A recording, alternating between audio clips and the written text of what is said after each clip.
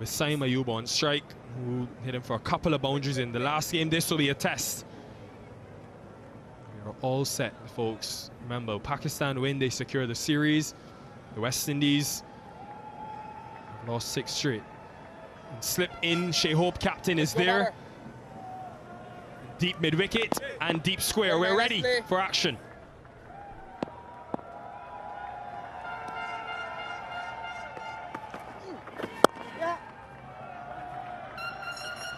Purchase there. Hussain bowled one of the 2 overs of spin in the power play in that first game. Bowled predominantly in the middle phase of the innings. Had 1 over in the last 5 too. So he is an all-phase bowler. So his utilization will be crucial. Again, when the ball gets older, you tend to get more purchase, more turn from the surface. So tactically, Shai Hope has to be sharp.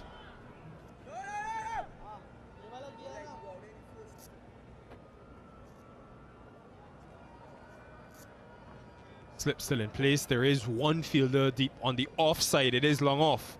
Coming left arm round.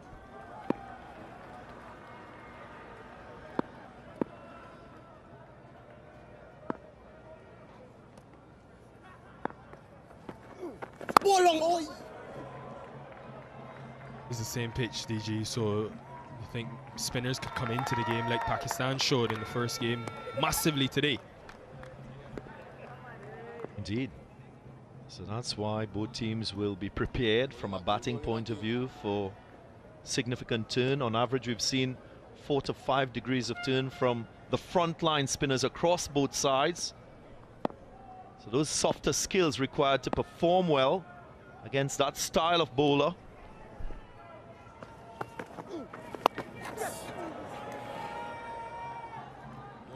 You're speaking before the game to Fakhar Zaman, and he spoke about his approach batting at number 3 and that use of feet to get to the pitch of the ball. Just a little bit of bat. So watch the bounce too. There may be a lowering because it's the second time this 22 yards is being used as a surface in the series. Oh yeah. Poor deliveries in, not been easy. Both batters just trying to acclimatize. How can he, Shai Hope, raise the intensity of this group? 13 drop chances in 60 T20Is going back to the start of the Australia series, the white ball portion.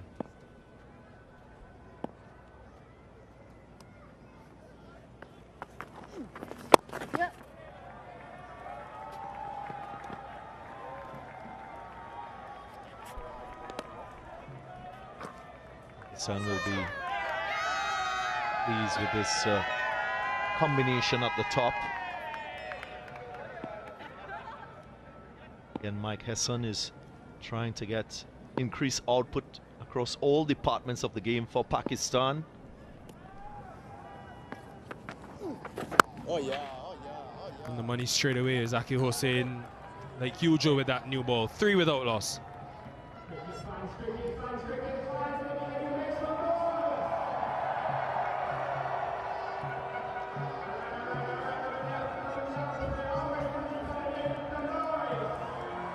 Couple of changes for the West Indies.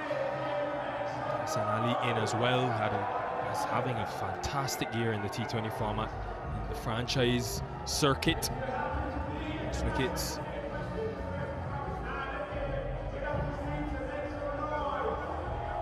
There's a first T20I for Alec Athenaeus, his 5th and first since August 2024, that post-World Cup series. And this was before the game today. Mike Hesson, he's so methodical in his planning. And we know batters have meetings before they come to the ground, but this was interesting. And Fakhar Zaman told me they have this before every game. The top 5 assemble in the middle and have a discussion about where are we looking to score and what conditions, or what we can do with conditions. Jason Holder. A lot of talk about Mike Hesson being data-driven. But one thing is clear, his planning, and Shai Hope told us when he won Player of the Match in the last game, there's always deep planning into what they want to do.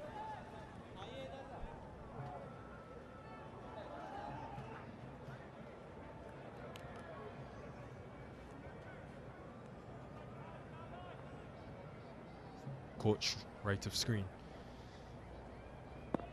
Third series in control. Deep square, deep point.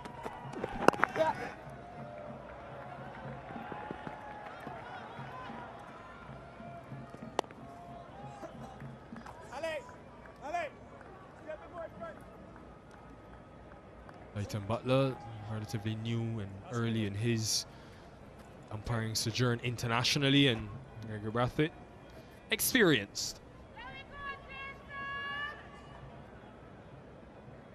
Zarifa is the third umpire, and Zahid Basser at fourth. 300th T20 match, 2020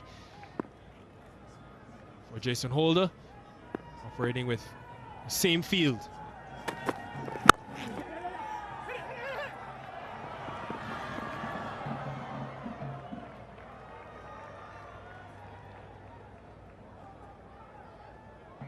West Indies went to that good length to get Farhan in the last game. It was Shamar Joseph. So wanted to hit the top of the stumps at the start. Find the good length consistently before branching out.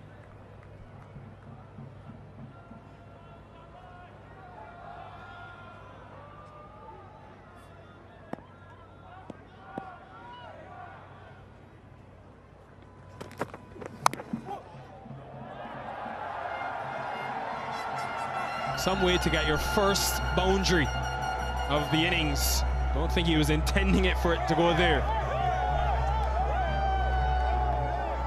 You'll welcome this, showing that attacking intent straight away, as you would expect. Saim Ayub will be looked at because of that innings he played in the first game, a half century, really paving the way for Pakistan to get to 178.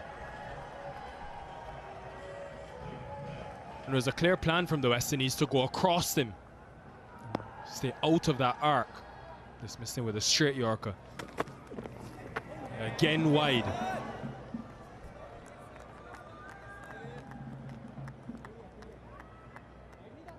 Ayub was brilliant. He's a talented player. Appears to have a little more time to play the ball because he judges length nicely and quickly as well. He's a short man, so very efficient in his footwork too at the crease.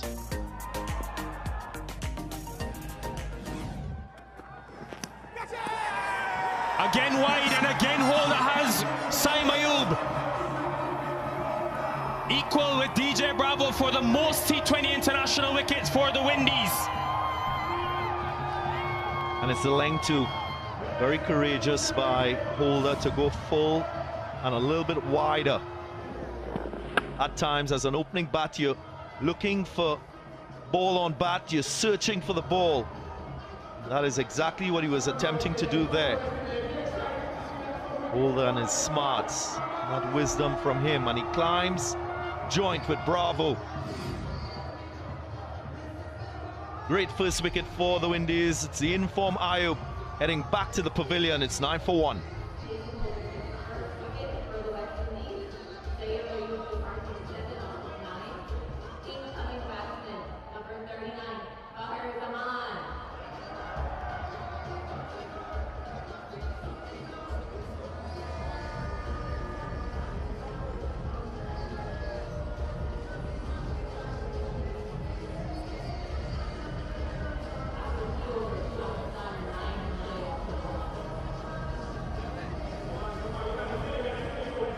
And they call Fauji, also known as Soldier. Fakhar Zaman in at 3, has shown enough versatility, batted at 4 at the last T20 World Cup. Opened in the last series and now he's found the new home. Number 3 will be used to this, coming in early in the power play, under pressure. Is, of course, left-handed, so they still maintain that left-right combination. Hossain is continuing with a deep mid-wicket and deep long off.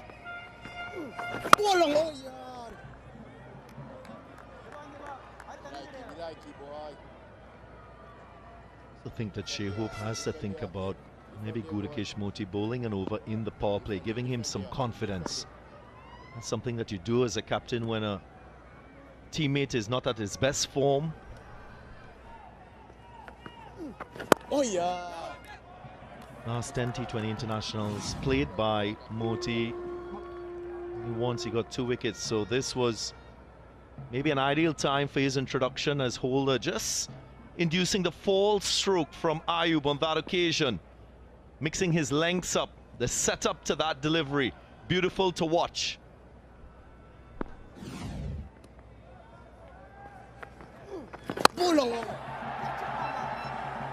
Hitting with the swing. Farhan. Arm ball from Hossein.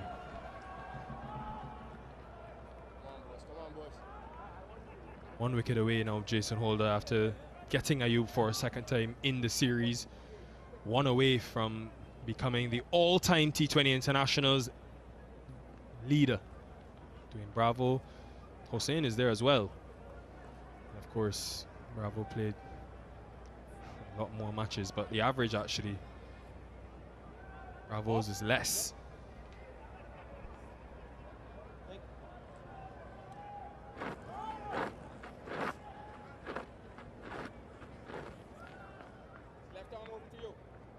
Left-hander, so similar feel to what he had for Saim Ayub.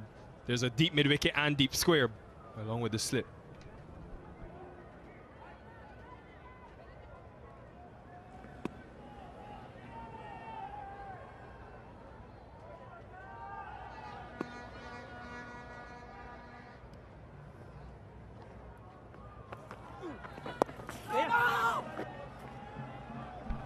Yeah, what we've seen from Jason Holder is a continuation of his form in 2025 in T20 cricket. Third highest wicket taker in T20s, Holder.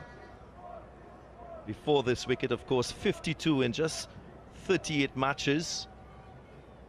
And that form so crucial for sustaining success. He's also produced a lot more with a higher strike rate with the bat too. So all-round skills coming to the fore and performance. Options is what he's got, Fakhar Zaman. That is one of them, the reverse sweep. And he knows exactly what batting high up the order and in the power play requires. Requires a player to seize the situation, make use of that new ball, put pressure on the bowlers, because there's always that accommodation in that first phase to lose 2 wickets or so. Knows that the run rate is just 4.9, so they need to get a move on, not allow the West Indies to win this phase of the game. And there, Roston Chase, does he play a part with Fakhar Zaman at the crease in the power play? Yeah. West Indies lone off spinner.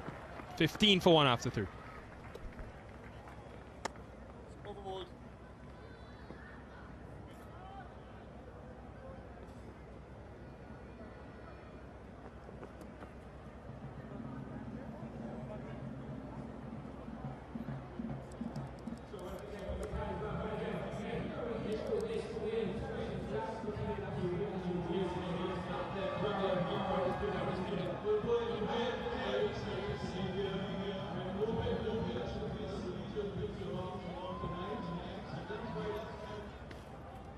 Amanaga told us at the toss he wants to be flexible with his batting order. They're still trying to put guys into different positions to get the best out of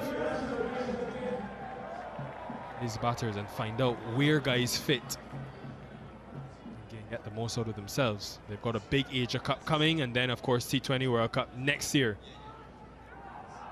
Holder is continuing to get the ball back into the left-handed Fakhar Zaman with a deep square and deep point.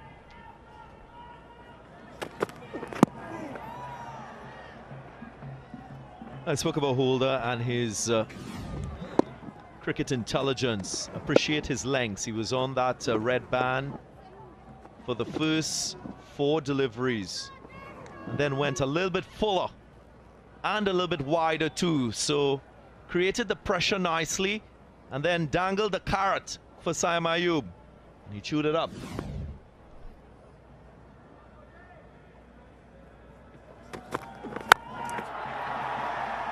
He will use his feet to try to push Holder off of that good length area that he operates often.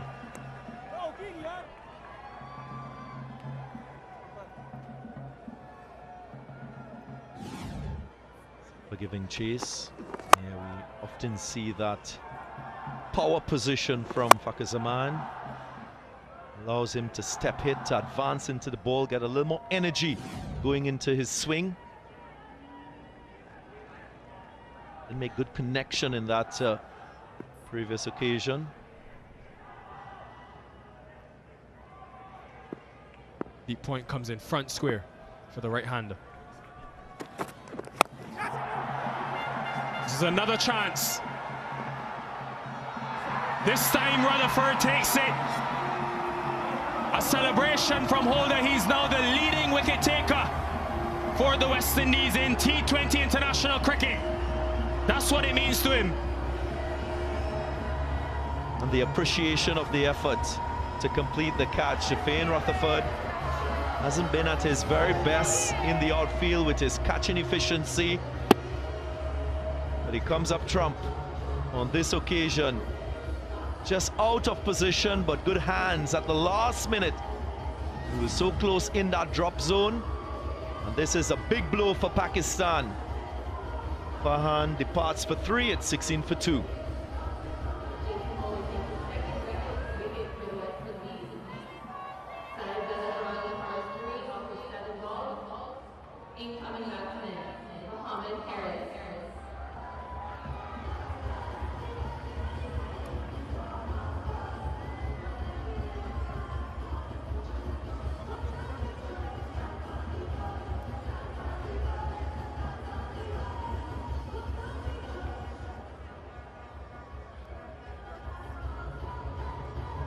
Batted at 7 in the last game, Mohamed Harris, but is known for coming in the top 3 and inside the power play and putting the opposition under pressure with the different areas he's able to score in.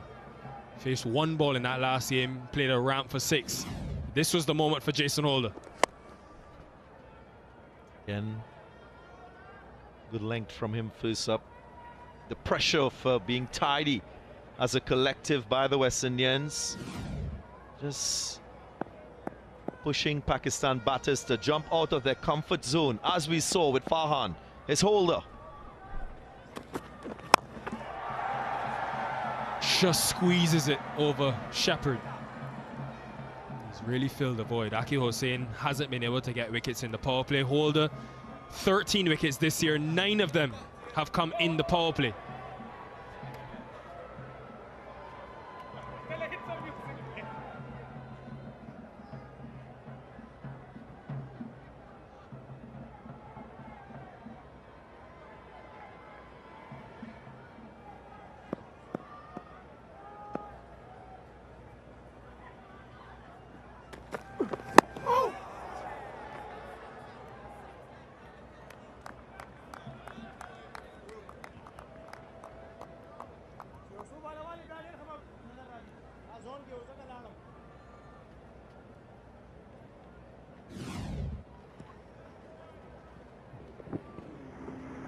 Just wonder if there's an opportunity for Shamar Joseph to bowl 1 over in this power play phase 2. Has express pace, saw how effective he was in that first game, so that's another option for Shai Hope. So I'm going across his stump, so went for that leg stump Yorker. Harris very fortunate, 19 for 2.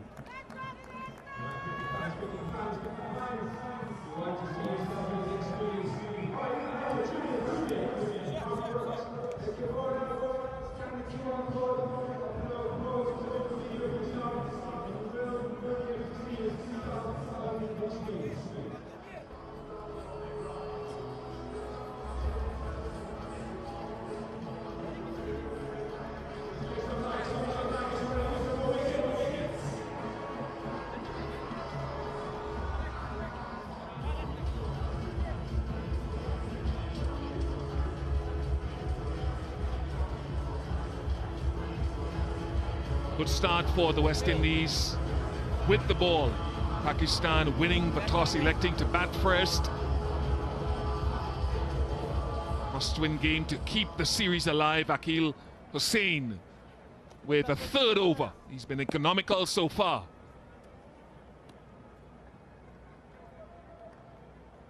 Deep mid-wicket and deep backward square.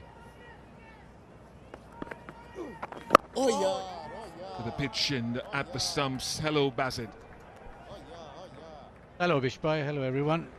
It's a great start for West Indies, couple of wickets up front. Now the test for Pakistan, they want to be aggressive, but they've lost two.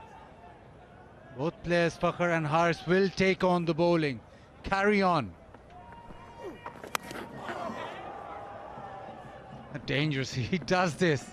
Whatever the surface is doing, Haris will try and take it on. This is a difficult shot. Backing away on a pitch where the ball's staying a little low, off the back foot, difficult.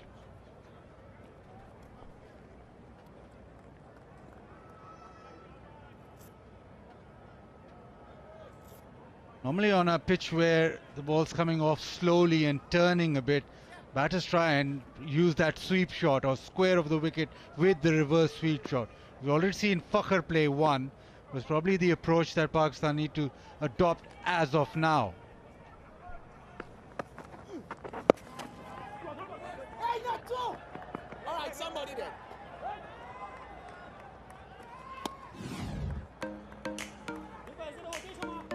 Same surface used for the second T20I. It's quite dry. So in the first T20I, the ball did turn. And it just seems as if that will carry on.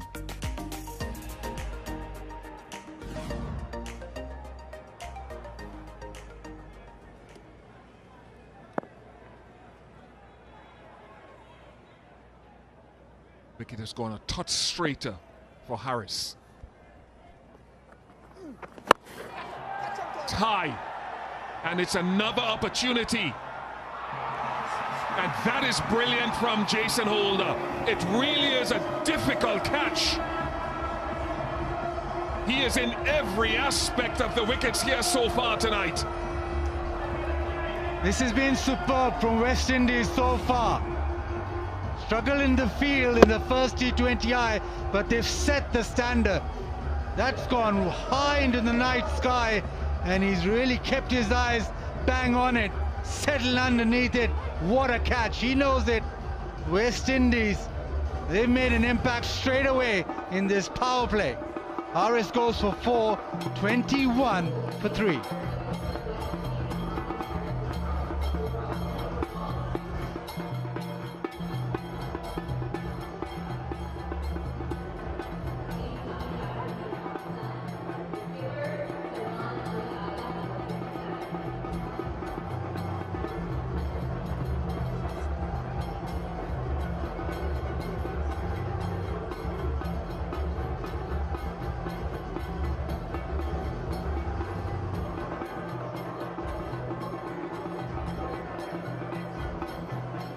Good start continues to get better. Salman Aliaga, the captain, has come to the crease.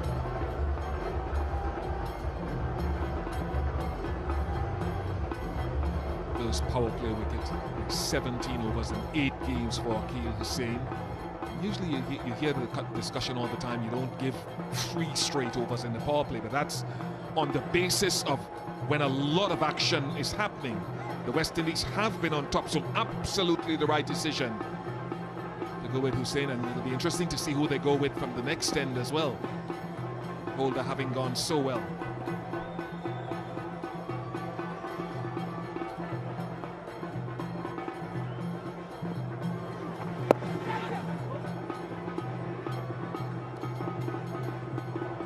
Captain off the mark.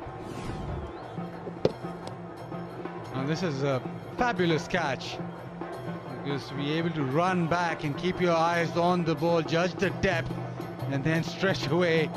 Fabulous hands. The couple of catches that West Indies have taken have been top order.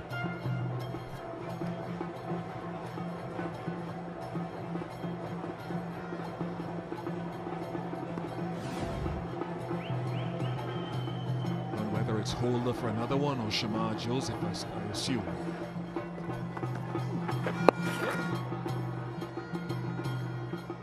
23 for 3.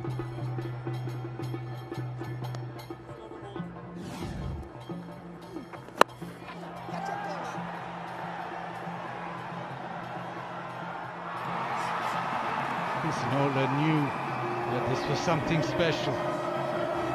Just raise the energy in that West Indian camp, the celebrations.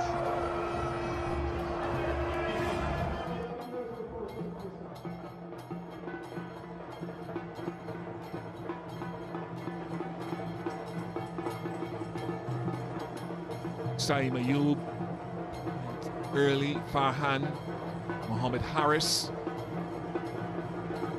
to Nawaz available to come, Fahim Ashraf.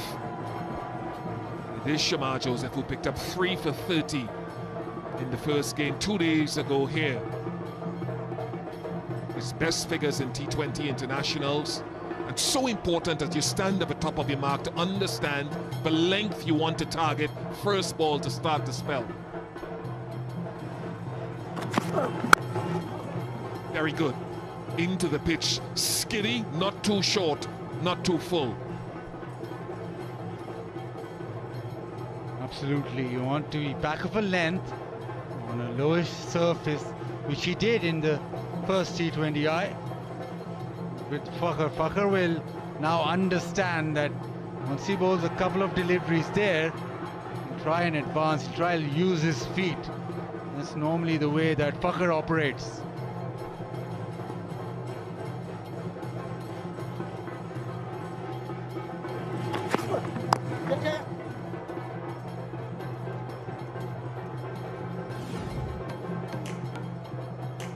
He was very good in that first game.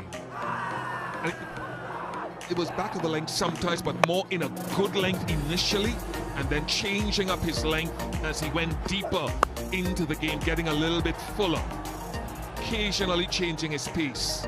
So understanding the different ebbs and flows of the game is something he is still learning. Just 21 games into his T20 career.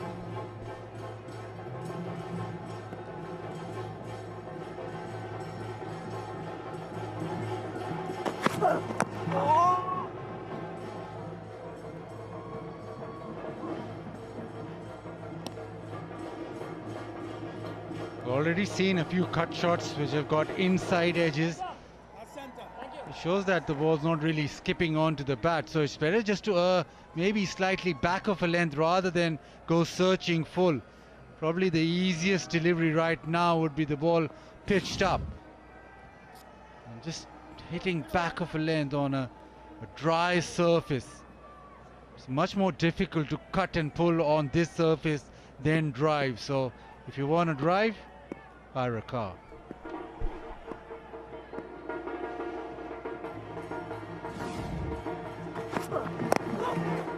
Very good again. Keep it simple, I suppose.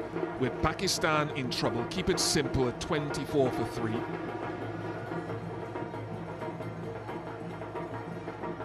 Quite often you talk about the last over of the power play being a difficult one. Not so much this time, that's as it can. Who gave you that old used line a moment ago. Good to have you in the Caribbean. Lovely to be back. Missing a few bounces, Robish, no? Bang it into the pitch, back of a length.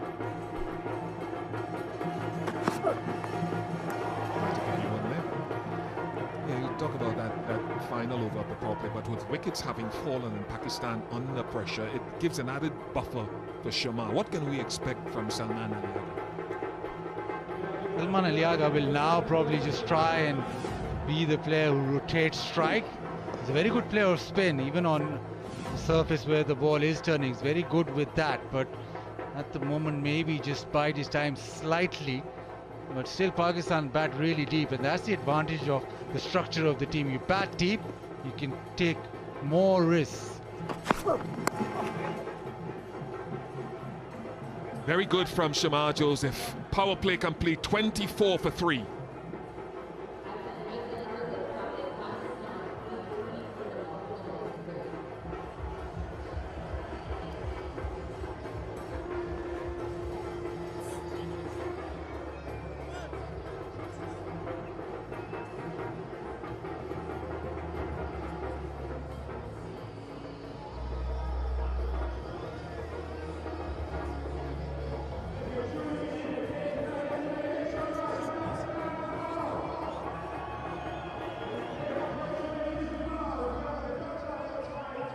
19 dots and 3 wickets in that power play. Wide delivery, but it was a good change up. Then hit it almost over mid-wicket, but this is a very good catch. Difficult to judge the depth at night with this white ball. This was exceptional. Full stretch in the end, running back. That is the most difficult skill when you're catching a high ball.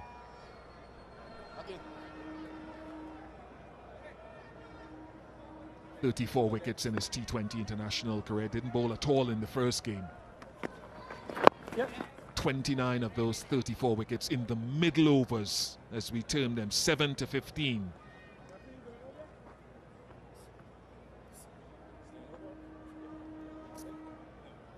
What the two batters would have decided is this matchup will work with Fakhar Zaman as the left arm spinner to the left hander, but Salman Ali Agha is very good against spin, very good with the sweep shot, likes going over extra, which might be a difficult shot on this surface, but he's good at actually playing the sweep shot, so might just work in his favor to release a little bit of pressure off Fakhar. Fakhar, we know, will not back down. He'll try and come down the track and belt him over mid-wicket, but we've seen trying to hit down the ground is slightly more difficult on a surface where the ball just gripping and turning.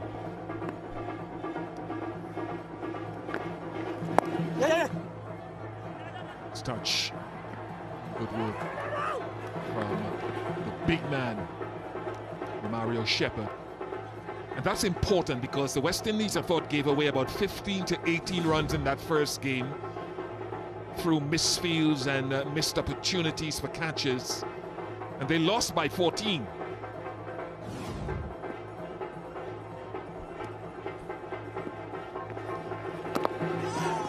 The thing I'll always say about this team is that if you're trying to recalibrate and you've had some injuries, no Robin Powell, no Brandon King, no Hetmeyer, for example, you've got to be able to do the little things like fielding and catching well, and that's not only in this series, but heading back over a period of time.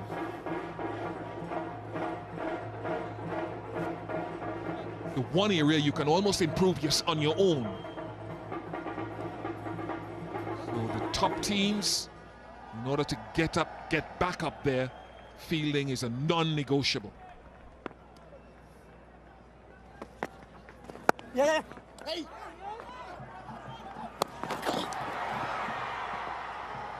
Moving from Roston Chase.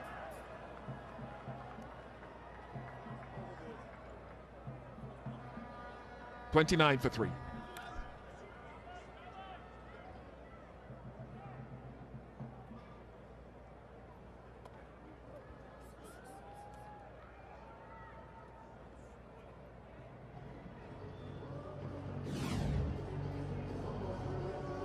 Pakistan just trying to get some rhythm into the innings. Slightly high, that throw could have been pretty tight. A direct hit might have caused a wicket.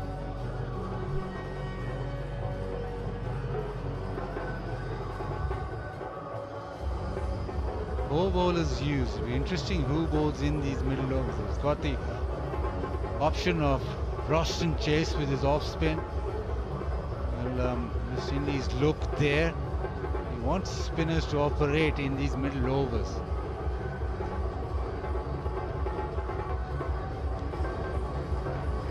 Yeah, they've got Chase, they've got Romario Shepherd who can come in and give you a couple of overs.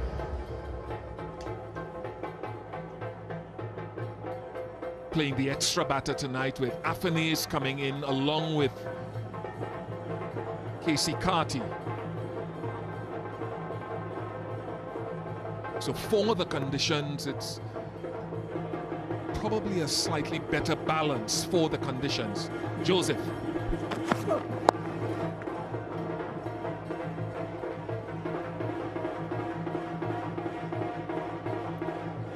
Rescue Sikati. And if you can get Shaheen Rutherford going forward, I'm not saying tonight, but going forward, bowling more. He started to bowl on a couple of occasions. Get him activated more often with the ball. It gives you that option of being able to lengthen your batting if you want, depending on conditions.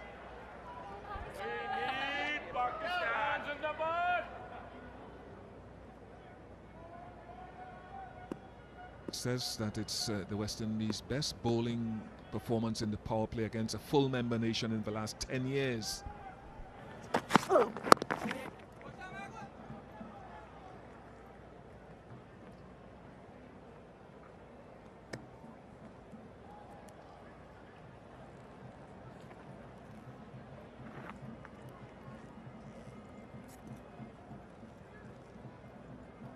Fakhar's played 14 deliveries, Salman Ali Agha 8. It is 31 for 3. Probably have sort of assessed the conditions and what should be a score, but I don't think it'll be long. He'll actually take that aggressive route. Fakhar probably itching to get that boundary away.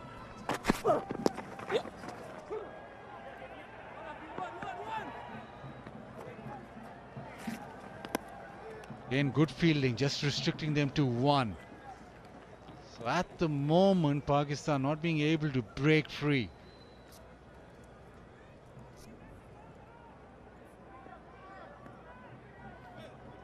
Partnership 11 of 17. Yes, there's a little bit of a rebuild, but that's not the way that Pakistan are structured to play. Probably thinking now there's time just to take a little risk.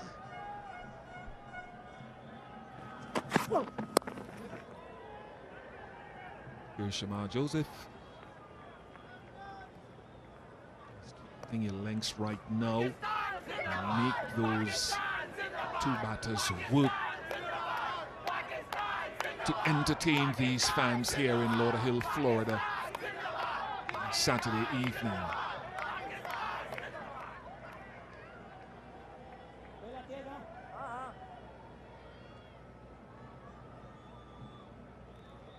Four deep fielders leg side, so it generally has to be a straight line.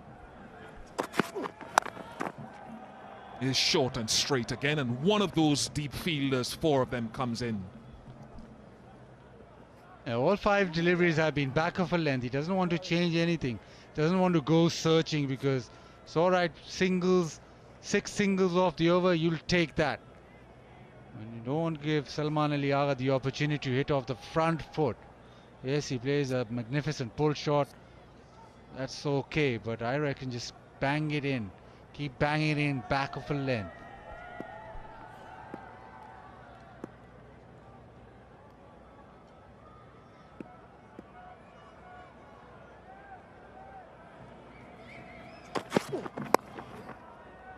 Very good 2 overs from Shamar Joseph. 35 for 3 after 8.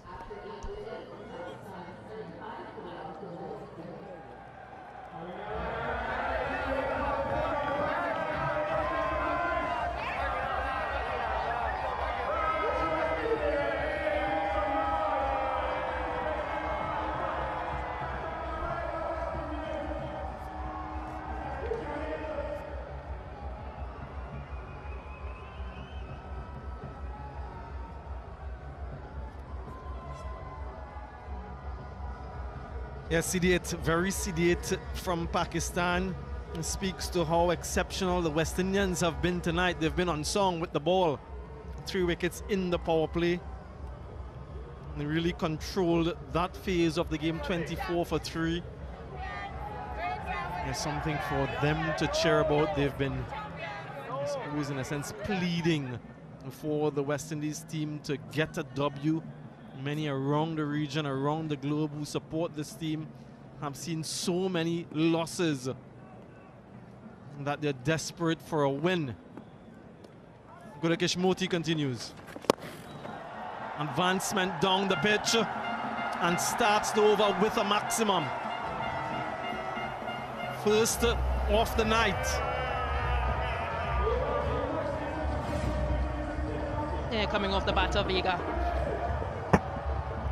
Advances down the track. Gives himself just that bit of room. Yeah, 3 boundaries so far for Pakistan. Very unlikely. This is where that cricketing intelligence comes in. They won the toss, Salman Ali Agha, and decided to bat first. They've seen the conditions. They need to make that assessment. What is a good number? How many can they work with? If they can get to 150, it will take some effort from here on end. They've got some experience in Fakhar Zaman and the captain out in the middle though. They're down the track as well for Fakhar.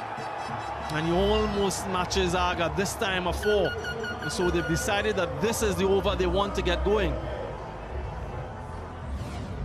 You can understand from Motie's perspective, just trying to bowl it a bit wider because he possibly saw the advancement of Fakhar. It gets bat on ball, and so far it's the biggest over of the innings. Slaps at the straight, should be just the one. And we've seen in recent times Gulekish Motie bowling that wrist spin. I spoke to him a few days ago. It's something that he's trying to develop, that he can utilize against the left-handed batters. Left-hand wrist spin. Hasn't utilized it just yet. No. Still a work in progress, really. A bit of a fumble. They've been good in the field so far up to this point, the West Indies. Heard the previous commentators speak about that facet of the game, Stacey. Yeah, you don't want this creeping in. Upton to go with the one hand. Mario Shepherd.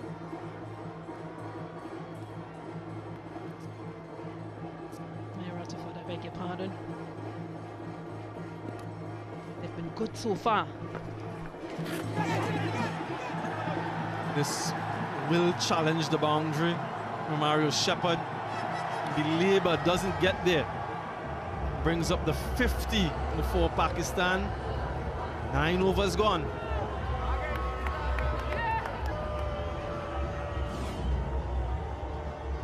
Just helping this delivery down the leg side, played uppish. Shepherd giving chase.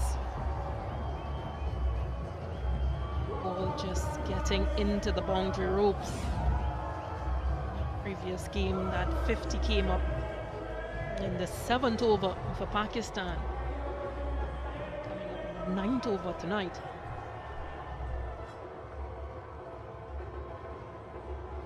$18 runs coming off that previous over.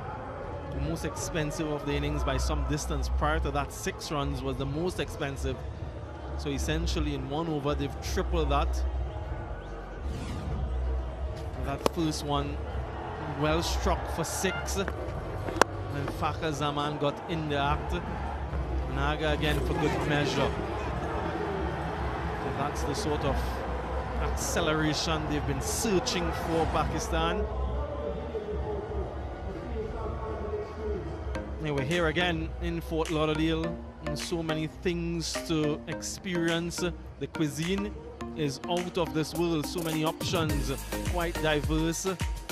Whatever suits your palate, you can find here. It really is remarkable to see the variety that's on offer. Not to mention the shopping as well. Of course, you come for the cricket. So many members of the crew do the shopping, Stacey.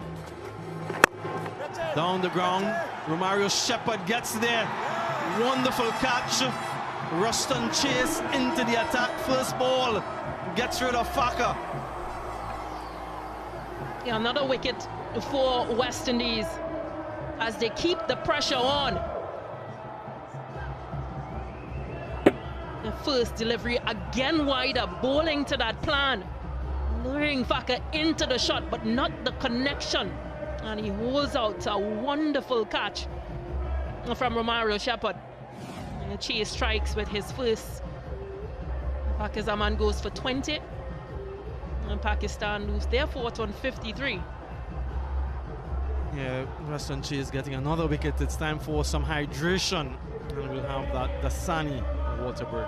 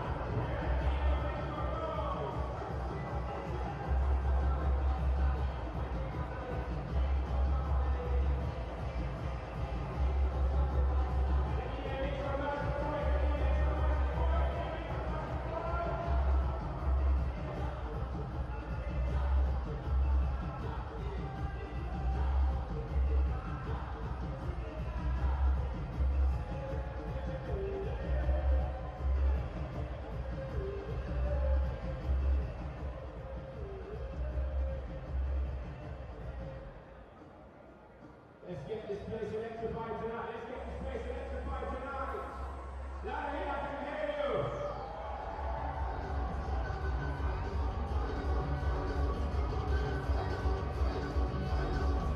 Let's get a mix of noise. Get your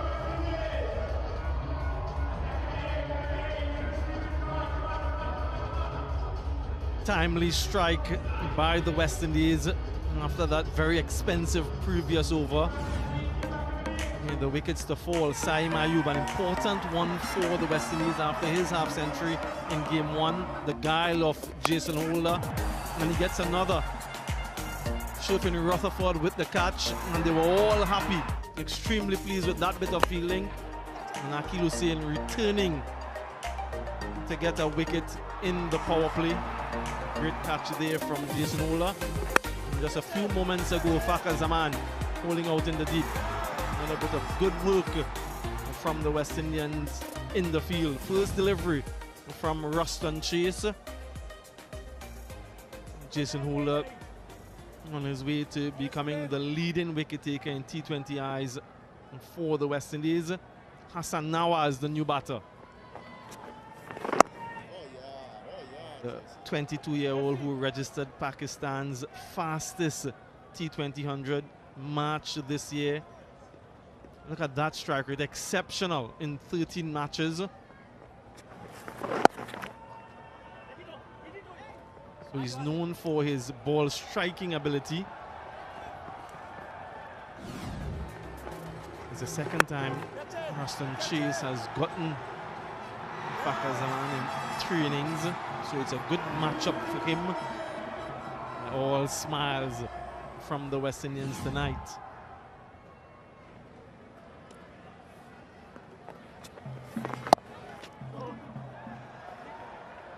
Something they're trying to do, Stacey, and from all reports through the middle overs is to play the modern way, to continue to go hard. Victory for West Indies tonight. Easy, easy. Let's go. Let's go. Let's go, West Indies. Let's go, West Indies. Let's go. Very West Indian-like, that fan with the gold chains around his neck. Yeah, but these middle overs, we spoke about it in game one. Whichever team plays this better generally is going to come out victorious, and they know that, Pakistan, and so they've tried to continue to be aggressive, but wickets continue to tumble. Testing conditions, half the innings done, 57 for 4.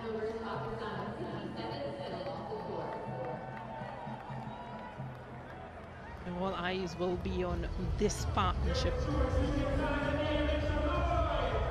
Hassan Nawaz scored 24 from 18 with 2 maximums, 2 sixes and a 4 in the last match. Youngest Centurion for Pakistan. What will be expected from him?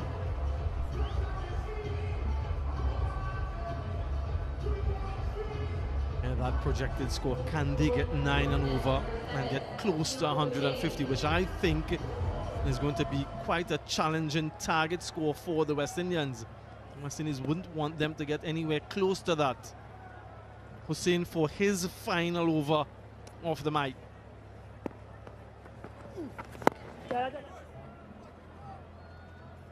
Just have a look at the comparison from game 1 to game 2 from Akeal Hosein. Quite short in game 1, 63%, and has to do with bowling to left-handers quite a lot in that particular innings.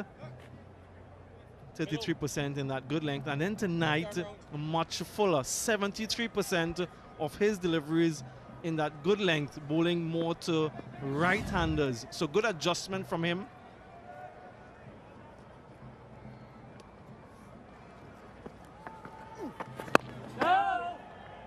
Really understanding the requirements of the situation. 135 is the predicted score. What's your prediction, Stacey?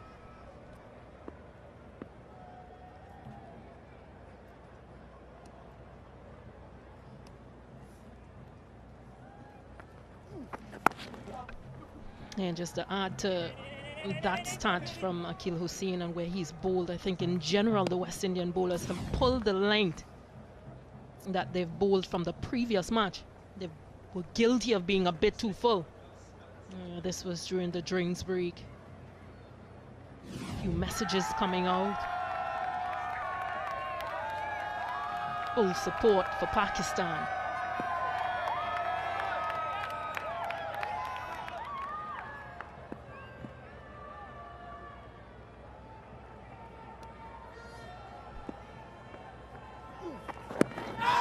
Huge shout from Akeal Hosein. No interest from umpire Gregory Brathwaite. And he's going back to his mark. He's not considering that review. I'm thinking about the other end with these two right-handers now. Does he bring Motie back in, or does he continue with Ruston Chase? Motie was expensive in that over, his second over where he went for 18.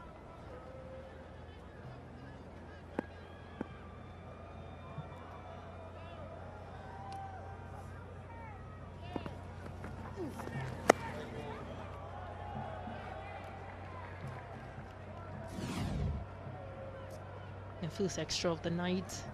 Yeah, this was the LBW shout. Just seemed to might be missing leg.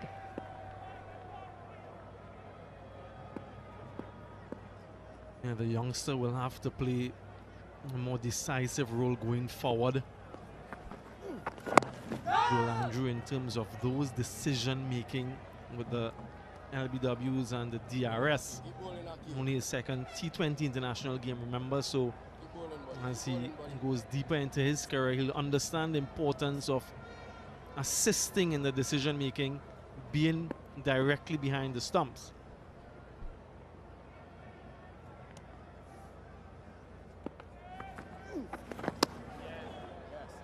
A wonderful spell from Akeal Hosein. He's completed his allocation, 1 for 16 from 4. Pleasing, 60 for 4.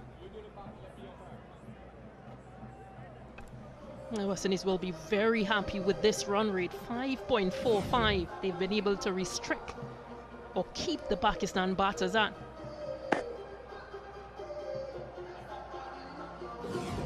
Has been umpire's call. That LBW shout.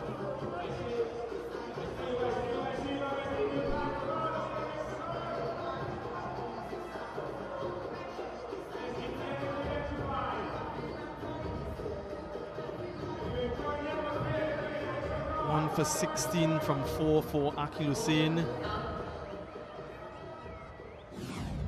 Yeah, that end of the over, he was signaling to Shai Hope, left unorthodox, get Motie back on. And on point, Gudakesh Motie returns. With the two right-handers, it's a more favorable matchup for the bowling team. We're seeing these fans, we've seen them for such a long time, really desperately wanting something to celebrate. So far, it's all smiles.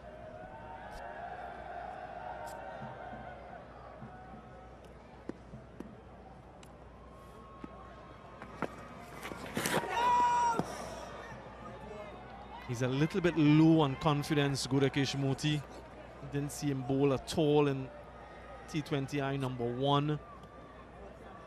We saw him in St. Kitts against that Australian juggernaut. He was not himself. So he's trying to reclaim some sort of semblance of form. Yeah, that previous over wouldn't exactly help, so this is his opportunity. Get it. That's in the air, away from the fielder. Might just be one bounce for 4, in fact it is.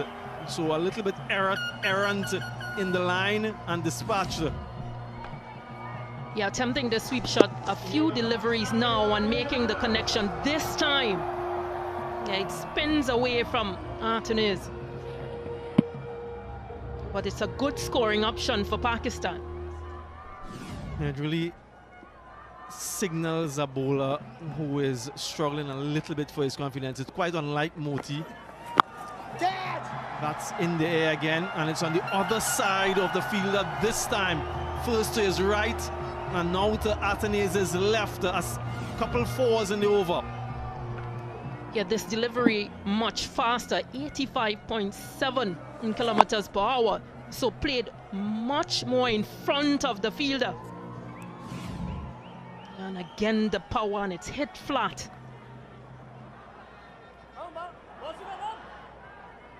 Gudakesh Motie will be very disappointed with his return on this particular surface. Maybe bowling a little bit too quickly in these conditions. Another couple, so that's 30 runs in his last 2 overs. Gudakesh Motie, yeah, under this new coach Mike Hesson, they're trying to be that much more decisive in the middle overs, something that they're quite deliberate about. The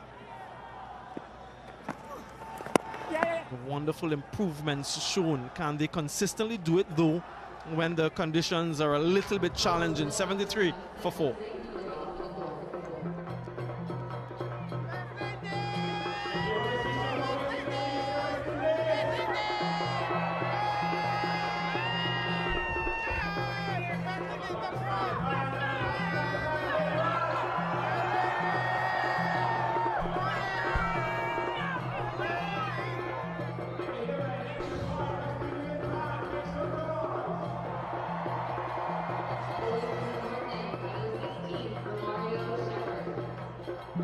Fighting Pakistan, partnership up to 20.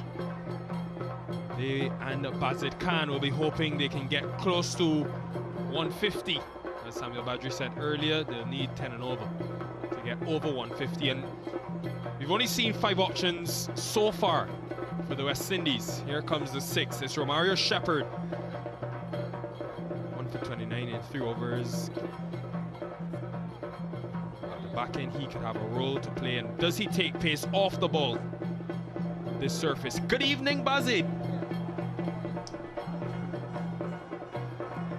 Now this probably is the opportunity for Pakistan.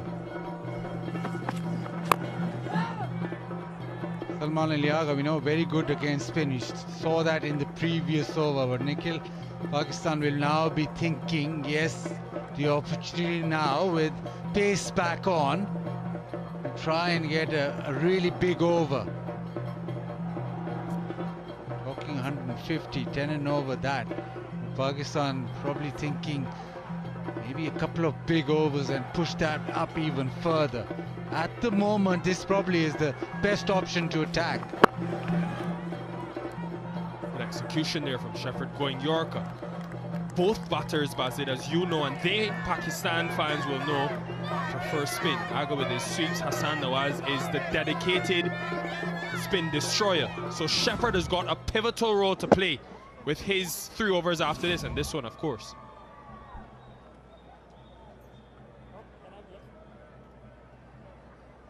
Hassan Nawaz won't mind this. He's a player who's come up the ranks, who's opened the innings as well, so he does not mind pace on the ball either. Length has to be important now. Defensive bowling skill requires either to be very full, the Yorker length, slow one even right up to the bat, or back of a length. Back of a length on this surface for the fast bowlers, even for the spinners, has worked well. You don't want to be offering any drive balls or full deliveries to hit through.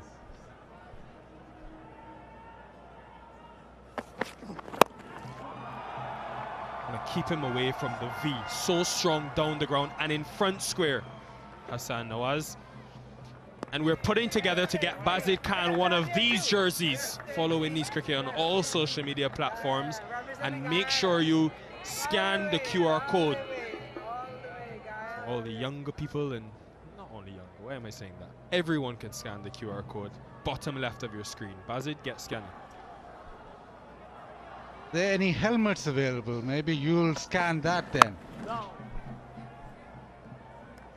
The helmet right now, because Shepherd is going full, he's going to his Yorker, and this has been a good over thus far.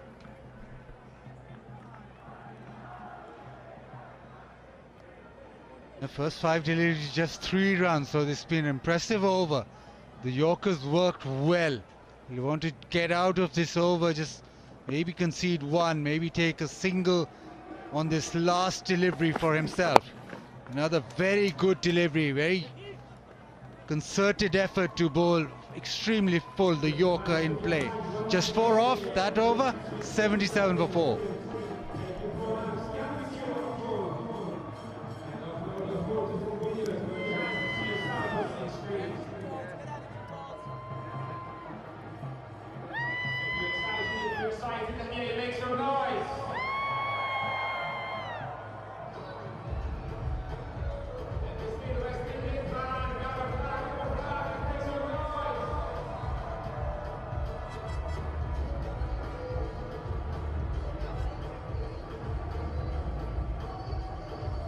Series on the line, folks. The West Indies did well, took 3 in the power play.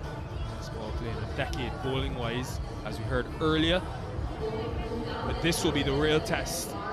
They've struggled at the back end of the innings, and you've got 2 guys who are powerful and set, and especially Hassan Nawaz. So Shamar Joseph is back.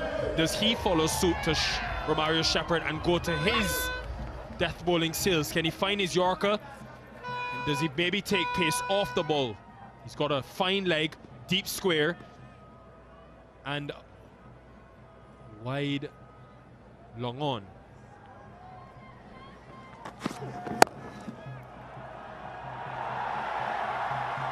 Tell you what, it's not an easy shot to play with a ball of that length and its skiddy nature. Yeah, pace on. It's not short enough, just not back of a length enough. Just slightly full. And that's why he's thumped it down the ground. He's very strong down the ground. Anything in his half will go now. That might be the length, but he'll want to be straighter. 3 on the leg side, and he's got his deep third and deep cover with mid-off up. And that will be the discussions now from Holder, who's one of the leaders of that bowling attack, and Captain Shai Hope, who's not occupying the gloves. What do they do with the field now? Fine leg in. Another fielder in front square in that V, Bazid, right of your screen going back, straight mid-wicket. What West Indies don't want is to fall away in the back end of this innings with the ball. It's better, he's just dragged the length slightly back. You know exactly what Hassan Nawaz is trying to do. He's trying to hit over the top, down the ground. Trying to go over cover, over mid-off.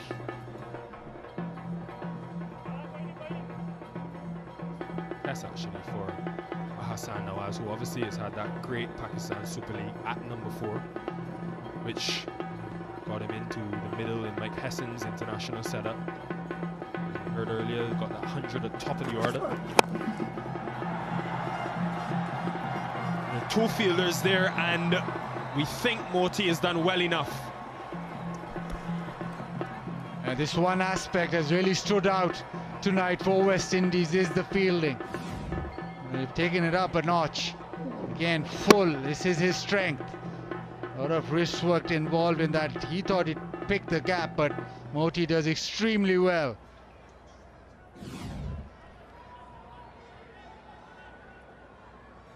He's over 50 against a fuller length. Just 8 against good length. Can Joseph find that? Full searching for his Yorker. If you're full, you got a nail. But Hassan Nawaz, Baz, for someone new in the game, young, this will be a good challenge. Conditions not easy, team under pressure. If he can get them to the 20th over with a big score, maybe this could be his position long term. He's touted as the X factor in the middle order because he can hit big. And if he bats to the 20th over, you can expect a few balls disappearing out of the park. This is a pitch where the ball's not really coming onto the bat, so maybe he'll just have to try and move around in the crease or come down the track. But Shamar Joseph right now has to hold his length.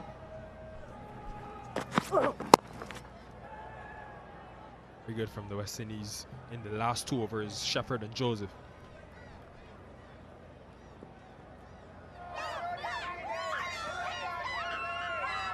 A lot of Pakistan support have come here from all around the US. We are waiting his chance.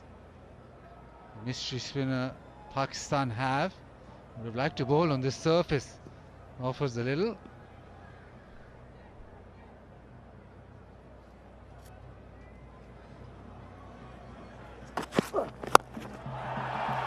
Just slightly missed his Yorker. That is the strength of Hassan Nawaz. He's some talent. 91 for 4.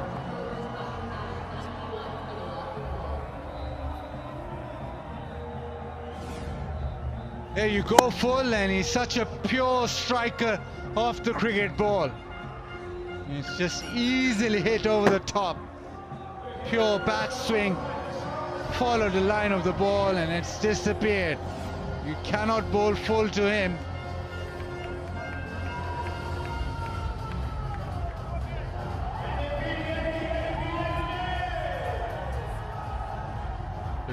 Of the last 5, so they're trending in the right direction. This is a time now for the West Indies to regain control.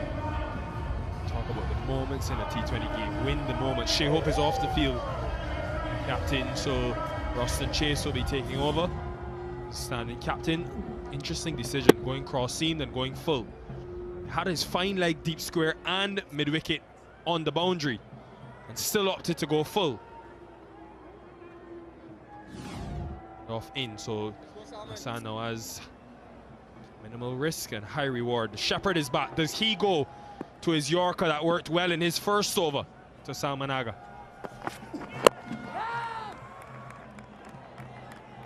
Yeah, lovely. He bowled beautifully in the previous over, nailed that Yorker time and time again. A lot of Pakistani fans, they've travelled across the US.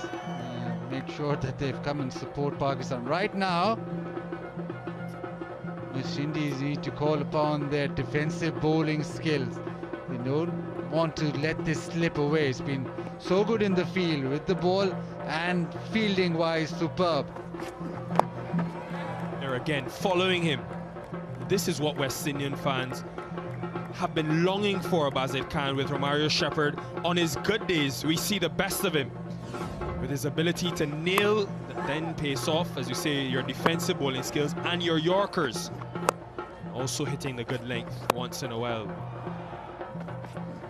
They need this consistently, and he'll have to do a job with his 2 overs after this, potentially in the last 5.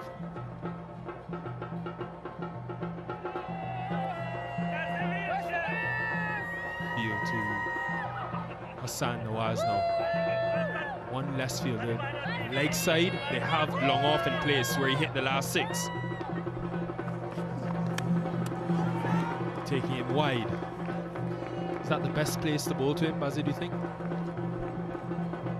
Yeah, gotta get away from his bat swing. He's very pure down the ground, over extra cover and sort of mid-wicket region. You can either attack him or either just bowl wide outside the off stump, hide the ball from his bat swing, or some bowlers do attack him with the short ball. I don't think on this surface that'll be the option. This won't be the option. You bowl full and miss your length. That was a low full toss, but Hassan Nawaz has power to burn. He is the definition of the brand Pakistan want to play going forward. We're down and out, in trouble, we will counter-attack. 22 years old from Laya. Some talent. Do not bowl full and miss. Makes you pay. And even with long off bat, they didn't have it in the previous over, they have it now, and it's the tallest man. He can't get there. Make that 2 in a row. Game is shifting as the 100 comes up. You bowl full to him at any sort of pace and he'll make you pay. That is right in the slot. And that's that bat swing again, straight down and following the ball. There's the power. Another maximum. He's ticking. Pakistan now look competitive. 51 the partnership. Hassan Nawaz dealing in 6s. Does he go shorter, pull his length back and bring his deep square, deep point and mid-wicket into play? He does pull his length back. And Hassan Nawaz is also skilled there. He was 15 off 15. He's 39 off 21. 110 for 4.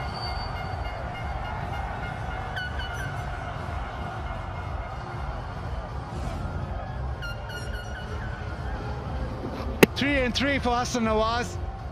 He's going short, but that's not enough pace on it.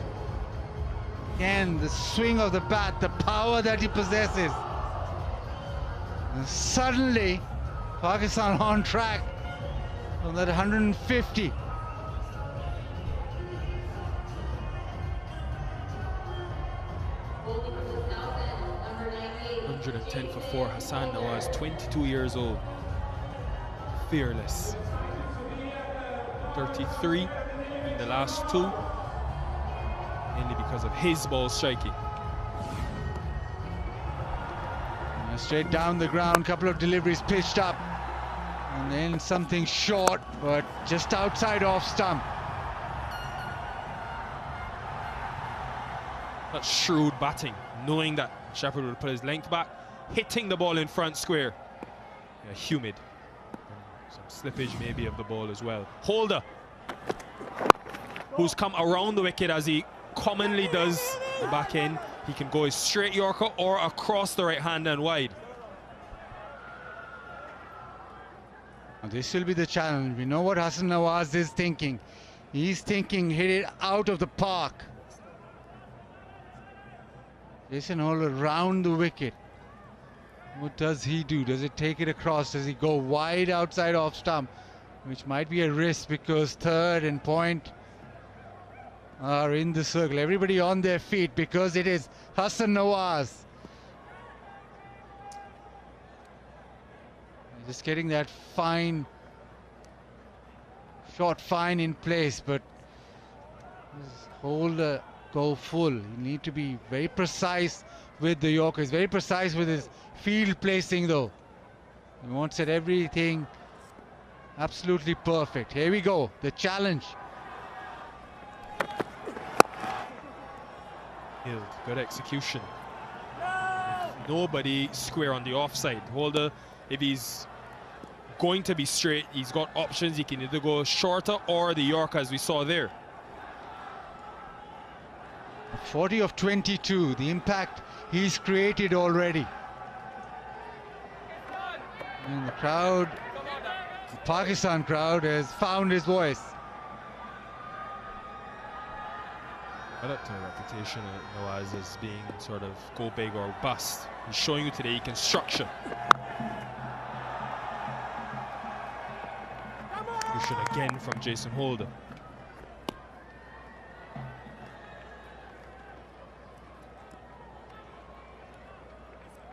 .175. Just 13 innings, but that is quite something. That's exactly the sort of player Pakistan want or need in the middle order, especially. He's got 100 in T20 cricket, which was opening for Pakistan, but he's making this number 4 spot, number 5 spot his own. Catch and gone. It is Jason Holder. What a game he's having. Huge wicket, huge moment in the game. In the pressure moments, you ask your senior and most experienced players to stand up. 32 off the last 2. Jason Holder going to his straight Yorkers.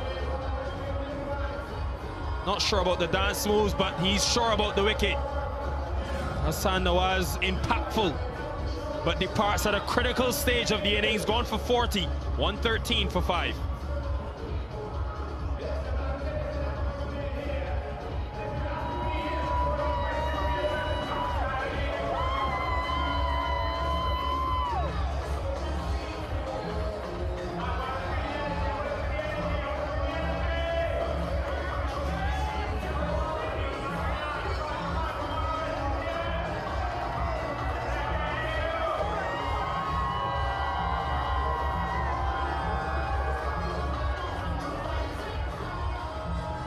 This collection of personalities perfectly depicts the sport of cricket. Some sad, some overjoyed.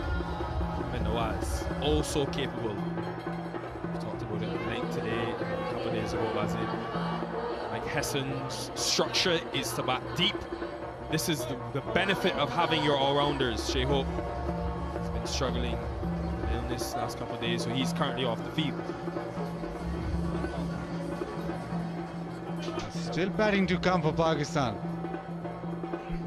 Still got Fahim Ashraf after this, Shaheen Shah Afridi and Hassan Ali at number 10, so it's batting deep. Number 10, Hassan Ali. Now it's up to the captain now really to take on the aggressive mode. This is lovely bowling, just cramped him for room. He's trying to turn it leg side, but it's just the angle that Jason Holder has created. He's had a fabulous game. He's taken wickets, taken catches, even a little jig. Obviously a plan by the West Indies to go Yorker to Hassan Nawaz, get under the bat. We saw it from Shepherd, he nailed a few times. Joseph tried and missed, and holding this over.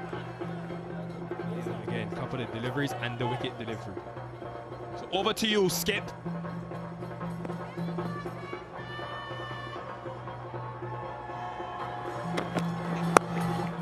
Again, aiming to go to that Yorker. Just be 1-1-15 for 5.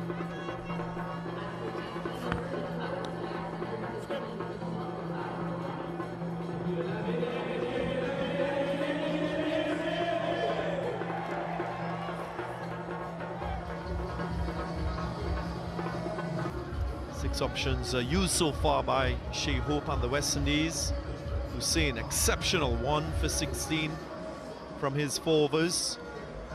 Motie continues to struggle to find the right strategy, the right approach with his bowling.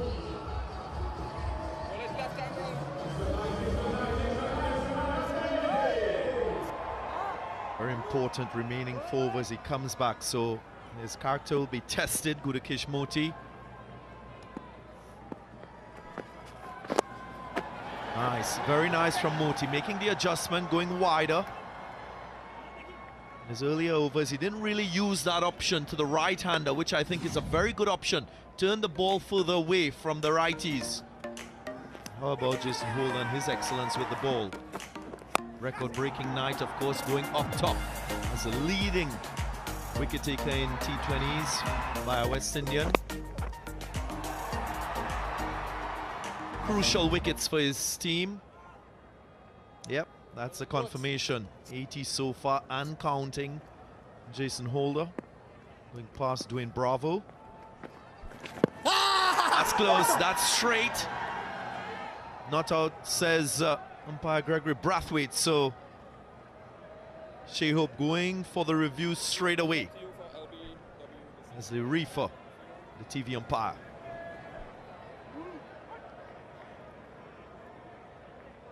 Prior to director, we have a player review for LBW. The original decision is not out. I've checked the bowler's feet. It's a fair delivery. Can you move on to front on when available, please?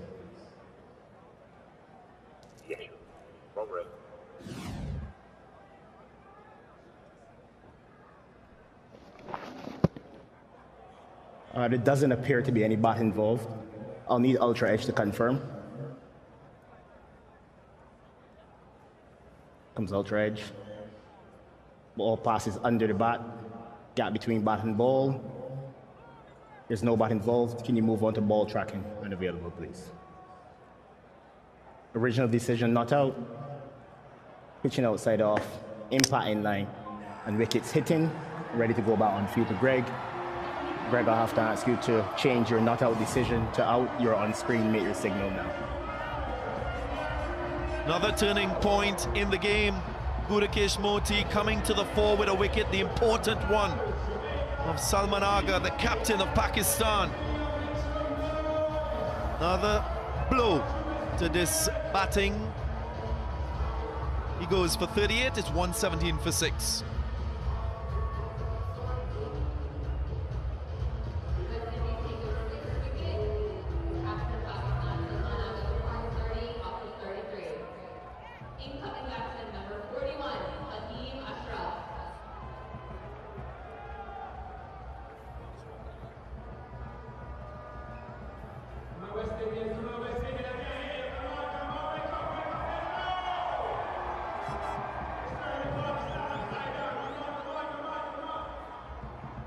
Ashraf, all-rounder. Of course, Pakistan in that first game, they achieved 52 in the last 5.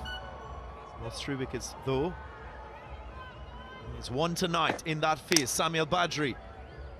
Will this wicket impact Gudakesh Motie? Yeah, he needed something to really lift his spirit. I just felt as though he bowled a little bit too quickly tonight, given the conditions. He's up against a left-hander now. Does he make any adjustment in his line and his pace? And another. When it rains, it pours. Motie having a sparkling over. Ashraf going for a blob. Yeah, you gotta give credit to Shai Hope as well. His captaincy to get Motie on after he's been expensive. And he doesn't disappoint. He repays the faith of the captain by a double wicket strike. In fact, he's now on a hat-trick. Yeah, one left-hand orthodox to the other.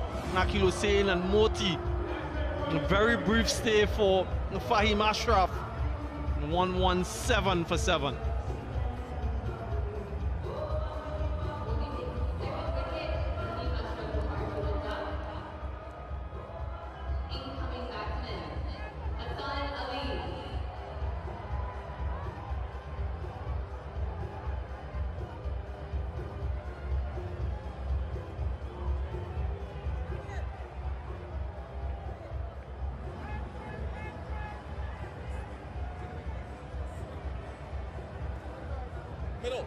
The highs and lows of this great game. Gudakesh Motie experiencing exactly that. Before this over, he conceded 18 and 13, and now he's on a hat-trick. Only one West Indian to achieve this feat in this format, and that's Jason Holder. And Motie join him. Here we go, hat-trick ball. Hassan And he keeps it out. Of course, the one change in this Pakistan 11 for this game. We'll appreciate the skill, character of Motie. 2 from 2.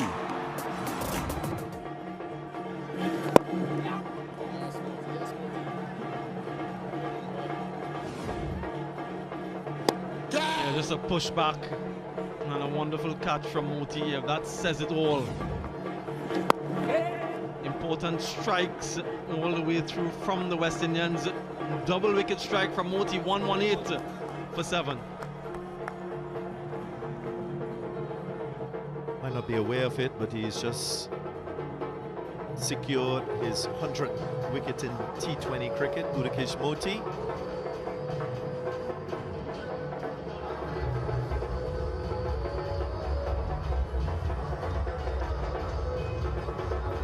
Tale of two halves, so to speak. Powerplay phase produced 24.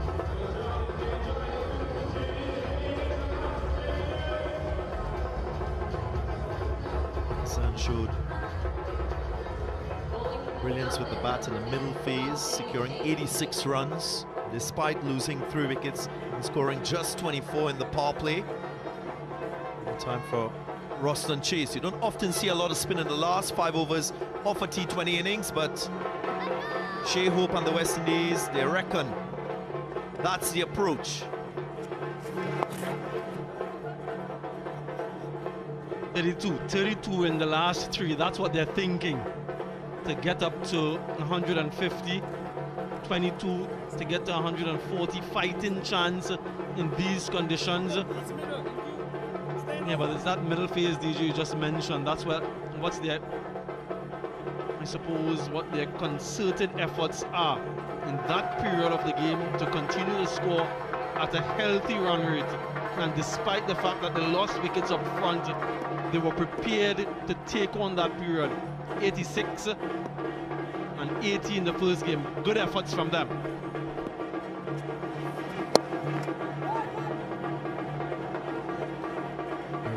Dots from Roston Chase. He has to keep his eyes on the batter because we've seen the Pakistan batters advance at times, go deep in their crease, so give yourself that split second of making an adjustment as a bowler.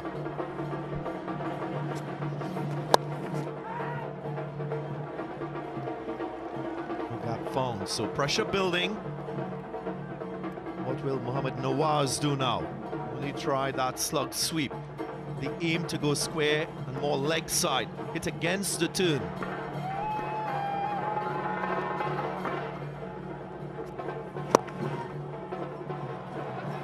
Nice effort from Chase. Doesn't stop the single though. I mentioned briefly in the last over that a lot of credit has to go to Shai Hope for being a little bit more dynamic with his captaincy, more pliable, using different options. And though Motie was quite expensive in his first 3 overs, he persisted with him in the 3rd and it paid huge dividends. Now he's bowling Roston Chase in this final phase of the innings. This over, only 2 runs being conceded so far. So I like what I've seen from him from a captaincy standpoint tonight. He's been tactically aware, quite shrewd and attuned to the goings on in the game.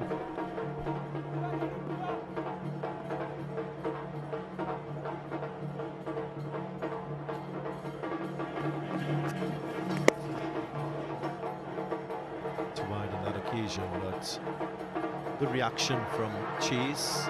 Saw the batter trying to advance, trying to enforce himself. He went full and wide. Invite the batter to use more skill at this stage as a bowler. Went after it. Just falls short of backward point. He'll seen in that region, so Chase still ahead of the battle. A vicious swing, really vicious from Hassan Ali. Peels off and just out of his reach. Maybe a dive. Pace variations from Chase working very well for him.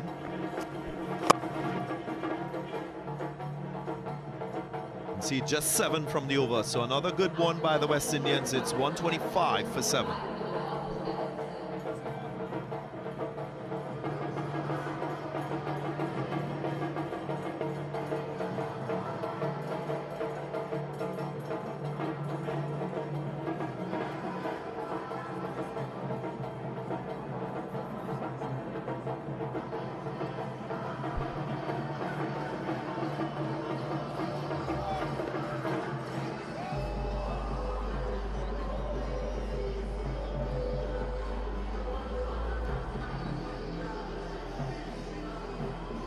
Two overs remaining in the innings. Of course, very important in T20 cricket for you to take note of what is unfolding and possibly change strategy to get more effectiveness. I look at the seamers tonight, West Indian seamers, only 16% of short deliveries, which I think is a viable option in these conditions here.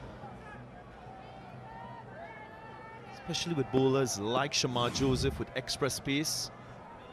Should use that option a little more.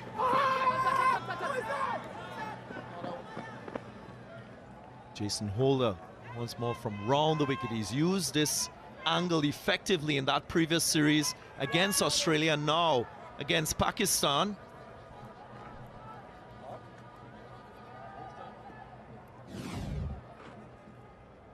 They're very wide off the crease, outside off stump, and going further away. Relatively simple decision for the umpire.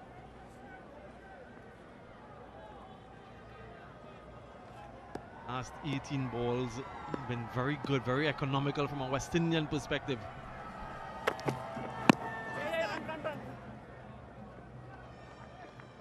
Well, Pakistan will note that Holder used this strategy in the first game. Now in the second game, he's being even more effective.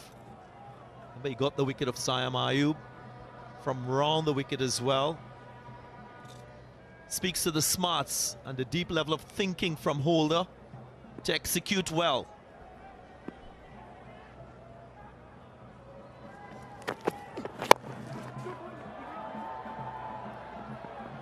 Yes, Sam and viewers, I think West Indies might have missed a trick when bowling to Hassan Nawaz.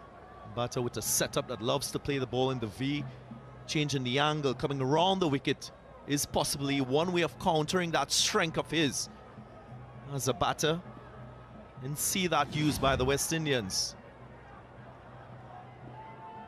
They're missing clearly. Good decision by the umpire.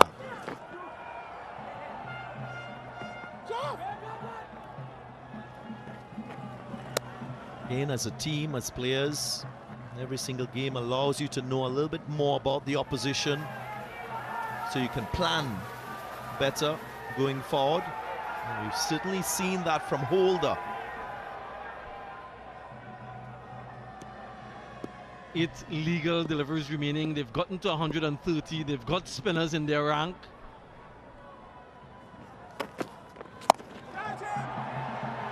That's clean. Clean, but not long.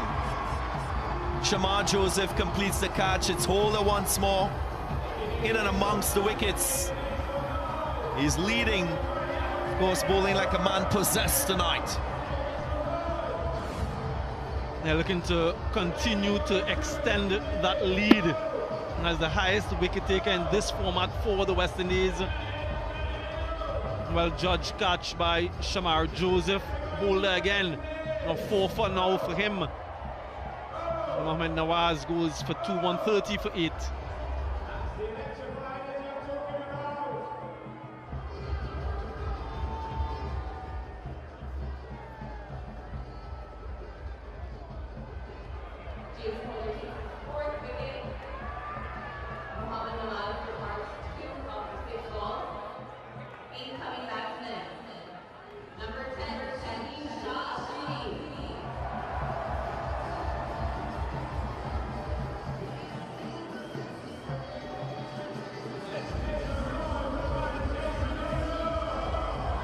Shah Afridi hits a long ball, so the West Indians will not want to relax when bowling to him. Of course, the last 3.5 overs only producing 20 runs, but importantly for the West Indians, 4 wickets. Holder with one final delivery in his spell. Goes short into the pitch. Another very, very intelligent option used by him. So brilliant spell from Holder. 4 for 19, it's 131 for 8.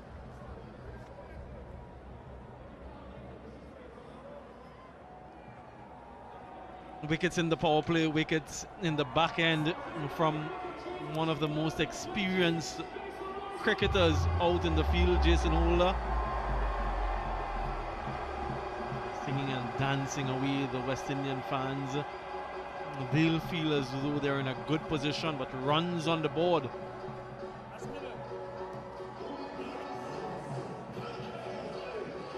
Third best figures for Jason Holder in T20 internationals, achieved tonight. And at a time where he's just climbed up top as a leading West Indian wicket taker in T20 eyes.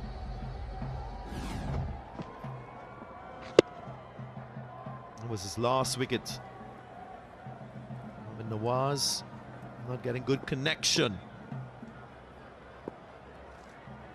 Here's Shamar Joseph. Now from round the wickets.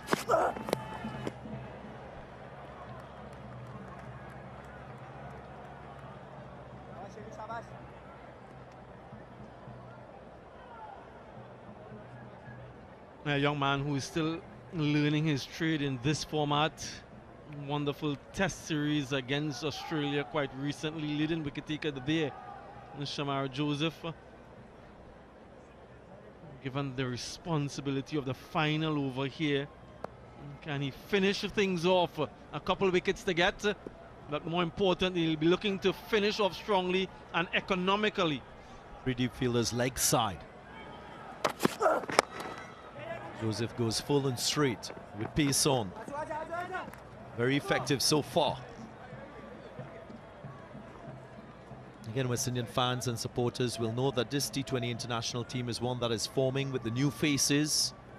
Of course, there's been a changing of the guard, so to speak. Remember in that last series, Andrew Russell retired. So it's a great opportunity for the young West Indian players to put their hands up, become a real part of this West Indian team in this format, in and among some senior players like Holder. Nicholas Puran as well, retiring from this format. And no, Rovman Paul ruled out because of injury. What's the change in the field? There is that deep cover and a long off in place.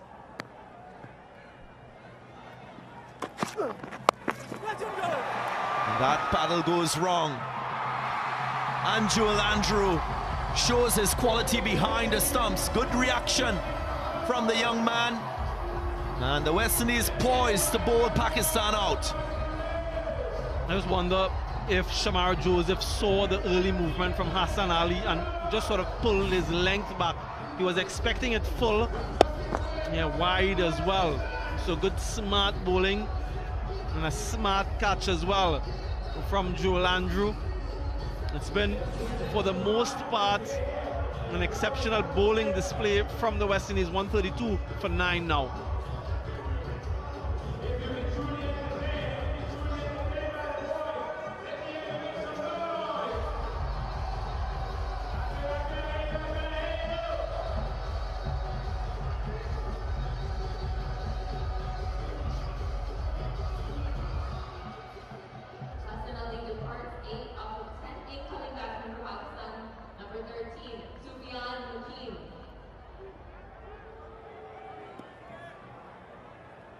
Sufyan Mukim, the left-arm wrist spinner. Of course, the final batter for Pakistan in this innings. What will Shamar Joseph be thinking? Will he go full straight with express pace? Here he goes, round the wicket once more. And he does.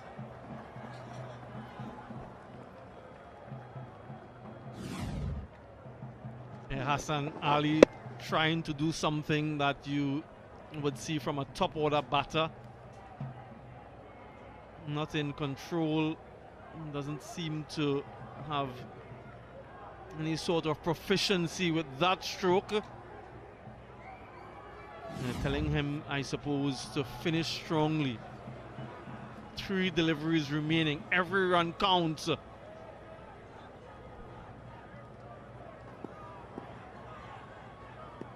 Just 2 from the over so far. There is that short ball option. Short, but pace off though.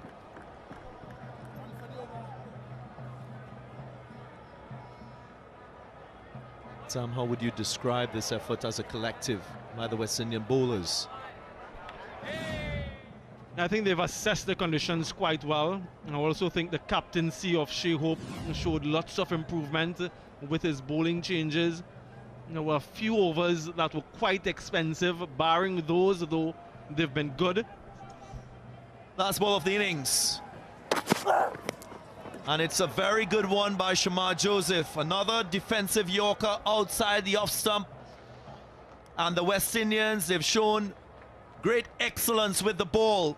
Is that a match-winning effort from the West Indian bowlers? Pakistan, after 20 overs, 133 for 9. And you have to give Ravi Rampal credit. Now, can Shaheen Afridi find some swing? There was none for him last night.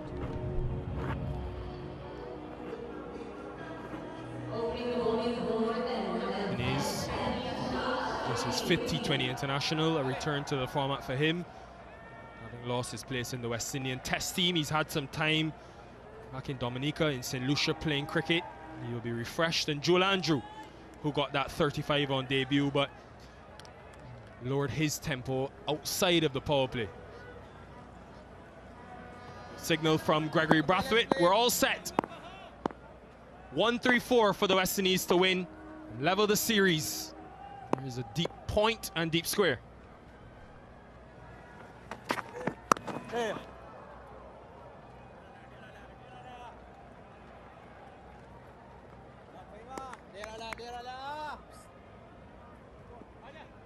So important for these two and the West Indian top order to maximize this power play. Obviously, you know, probably don't want to lose too many wickets, although you're chasing 1-3-4. But knowing the amount of spin that will come at the West Indies in the middle, surface, a used surface, they they have to maximize the hard new ball and ball coming on. Andrew, similar field.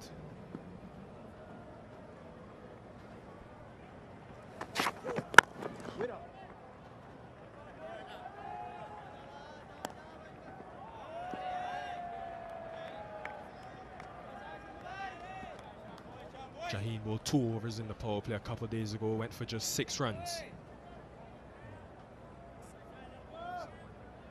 Have Harris Rauf, who also bowled 2 in the power play this evening. He's got Hassan Ali.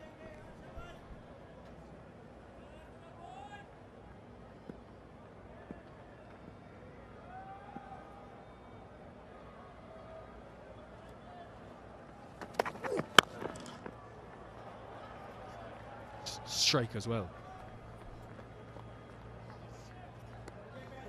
So many years prior to that knee injury, that leg injury that occurred with Shaheen Afridi around, what, 2021, 2022, he came back in the T20 World Cup in Australia. Perhaps a little bit prematurely in my estimation. And I found since then that there's been a reduction, a drop in his pace from that year around 2022.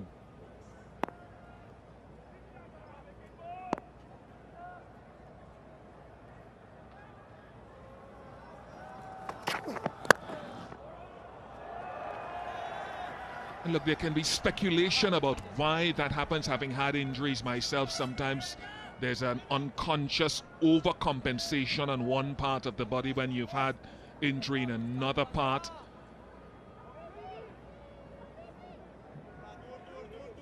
Maybe little technical things in the action unconsciously were tweaked without him knowing. He used to be rapid. You knew he was coming full and straight in the first over, and very few people could do anything about it. He's still a good bowler.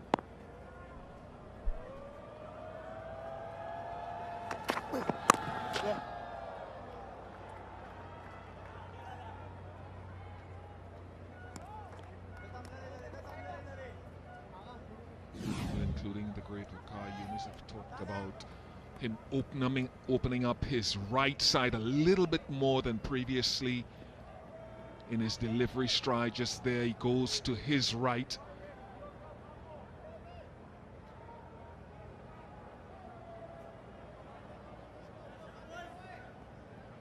To get up to 150 and beyond quite often initially.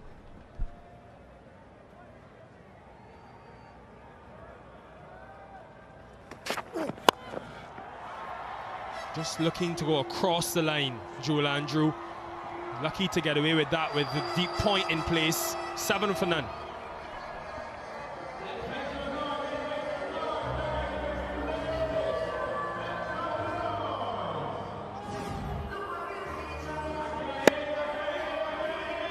Yeah, the ball just going across with the angle, so it's skirted off the outer half of the bat. I'm seeing that ball swing a lot still from Shaheen Afridi yet.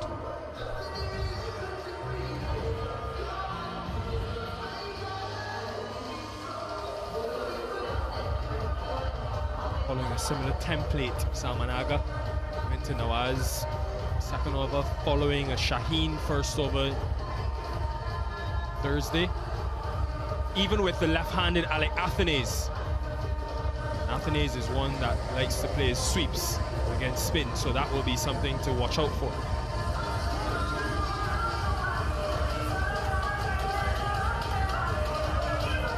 Excellent crowd. Thoroughly enjoyed seeing so many people here in Florida. 6,000 plus in attendance this evening. Pakistan have got their fair share of support, much like the West Indies. And there's a deep mid-wicket and long on for Athanaze.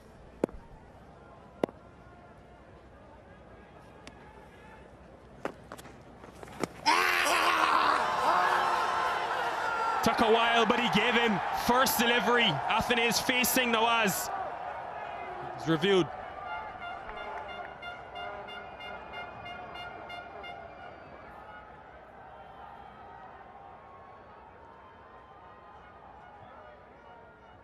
Third umpire to director, we have a player review for LBW. The original decision is out. I've checked the bowler's feet. It's a fair delivery. Can you move on to front on, please?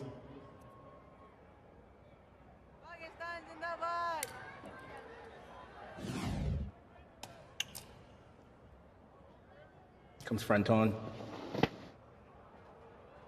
There doesn't appear to be any bat. I'll need Ultra Edge to confirm.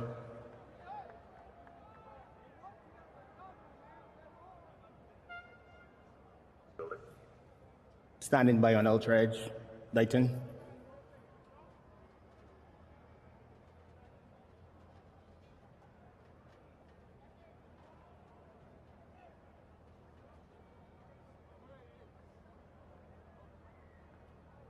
Comes Ultra Edge. Gap between bat and ball. There's no bat involved. I'm ready to move on to ball tracking, please. Original decision of out. Pitching outside off. Impact in line. Wickets hitting. Ready to go back on field to Dighton. Dighton, you stay with your original out decision. You're on screen, make your signal. Return is short for Alec Athanaze. Pakistan have got their first bold decision to bowl the left arm spinner. It's plus for 2 for Athanaze, 7-4.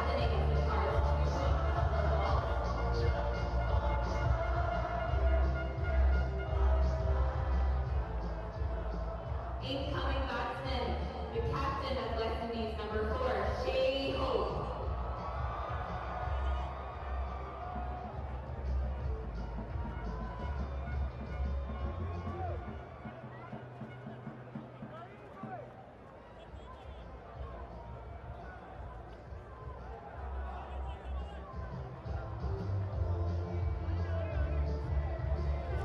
Shai Hope, who something should open the batting for the West Indies.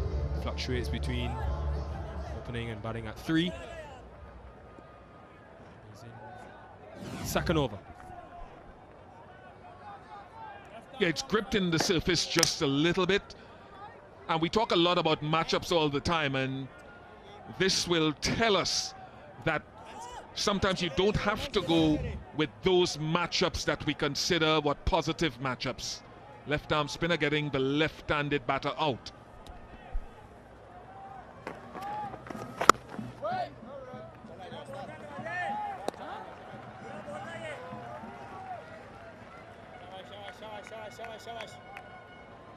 Though is Shai Hope to come in early in the power play, where historically he's been much better. When he enters earlier, can use the power play to get a start.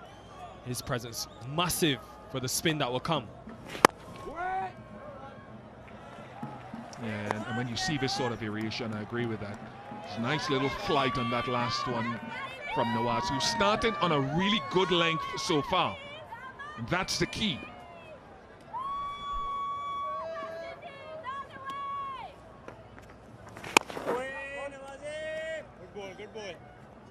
Variation and pace as well. One as low as 85, that last delivery 96 kilometers per hour.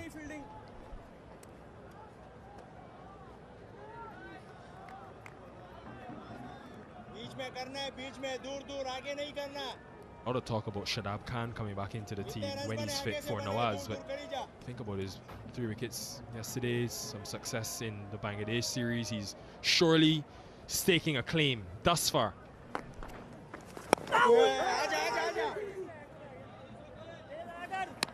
Andrew ran into problems a couple of days ago against the spin, so they will, where they can, throw a lot of spin at him, especially if he makes it out of the power play.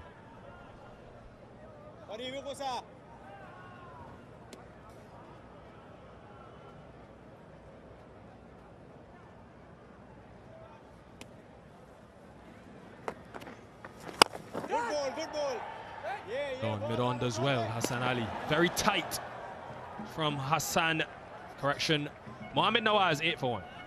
After 2 overs, West Indies are 8 for the loss of 1. West Indies will be relying on their experienced middle order, chasing smallish total in 134. Hassan Ali back. Had an excellent series in Lahore against Bangladesh, 8 wickets in 3 games. Then was given time off to play it in the Blast in England, did well there. Nice wicket taker in England. 8 in those 8 wickets, 3 were in the power play. He went at just 7 and over in batting friendly conditions.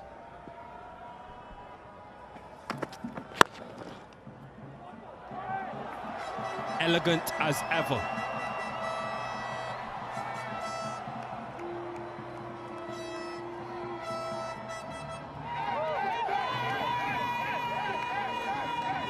Sense how much hope a West Indies performance gives to fans around the Caribbean, and otherwise very low risk shot. Hassan Ali might pull his length back slightly.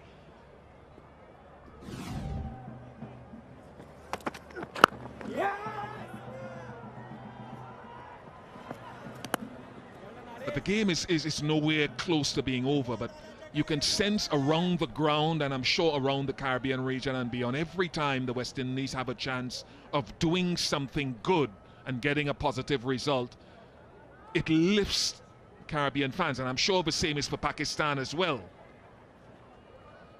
Battle to keep the series alive. Great to see them coming out.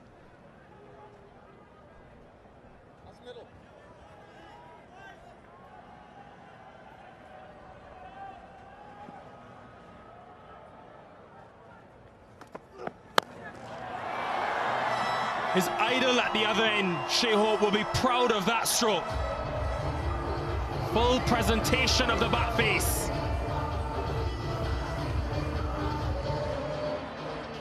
He's actually better the shot that Shai Hope hit 2 balls ago. It was very similar. Just the control and the low risk in the shot. Hassan Ali cannot afford to pitch that close to Hope or Joel Andrew. A little glimpse through the keyhole of what this young man presents.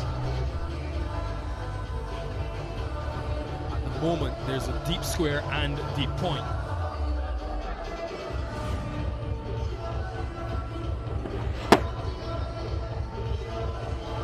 talked about the length with Shamar Joseph bowling. We talked about it with Jason Holder. Hassan Ali is short and through the crease as well. No big leap, so he has to be able to hit his good length or short of a good length. Sometimes he'll bowl a little cutter. Length inside the off stump and see what it does. Yeah. How often do we see Shaheen bowling two up front? And these consecutive overs, I wonder, with the lack of swing, if Samanaga thinks, let me get my other options in, and maybe Shaheen returns for one later on in the power play.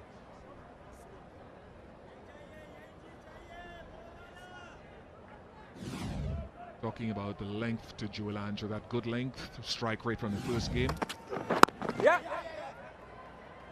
It doesn't guarantee you that you'll have success against him, because the good batters will hit good length deliveries for runs sometimes.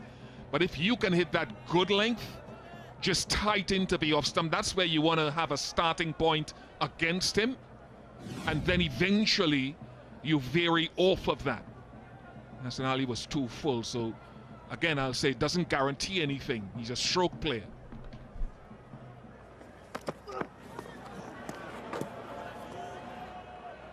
Just stayed a touch low. 21 for 1.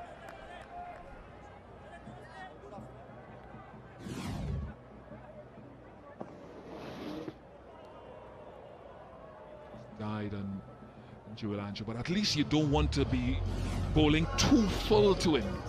Short of a good length or back edge of a good length.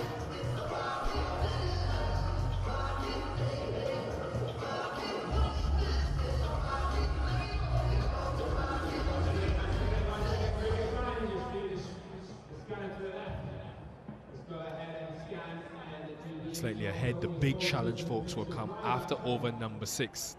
That is what you want to keep your eye on. With the wrist spin coming in, with Saim Ayub and his off spin, and of course, Mohammad Nawaz.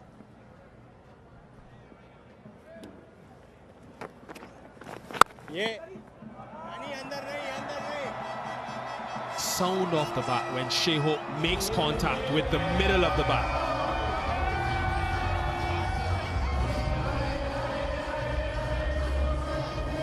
Hope has hit 2 boundaries here.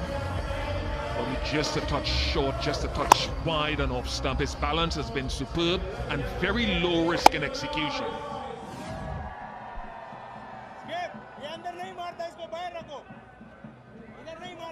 The line has to be a touch straighter and maybe only fractionally fuller.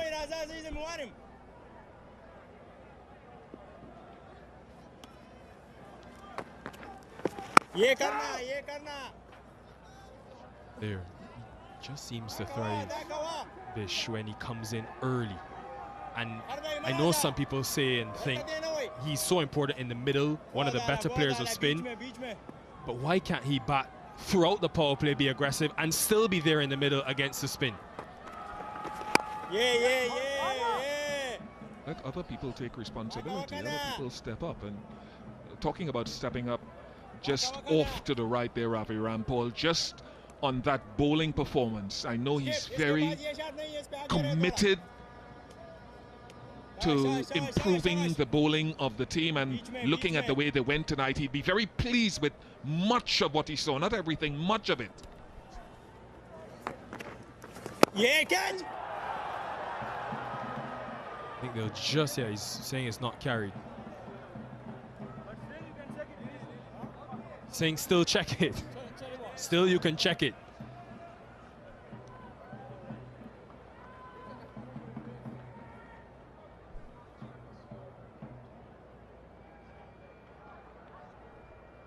Nawaz said he didn't think it carried initially, and they will go to Leslie Reefer. Third umpire, the TV director, we have an umpire review for a fair catch. I've checked the bowler's feet. It's a fair delivery. Can you move on to your best angle of the catch, please?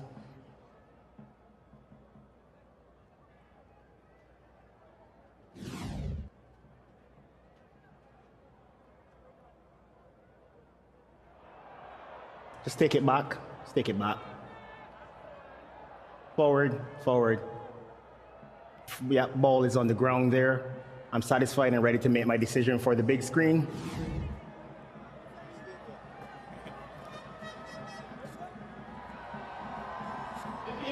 Confirmation. More smiling.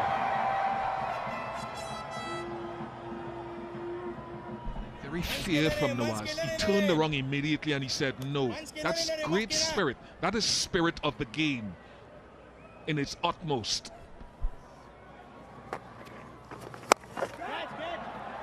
Not been comfortable against spin. Doesn't have him then, he's got him now. A second goes down for the West Indies. Nawaz again. And when you do good things, I always believe you are rewarded when you play fairly. It's a part of the game that Jewel Andrew will have to work on, playing the spin, probably holding his shape and playing perhaps a higher percentage opportunity rather than a hoiking across the line. Was slightly short, but not short enough. 12 off 10 to Jewel Andrew, 26 for 2.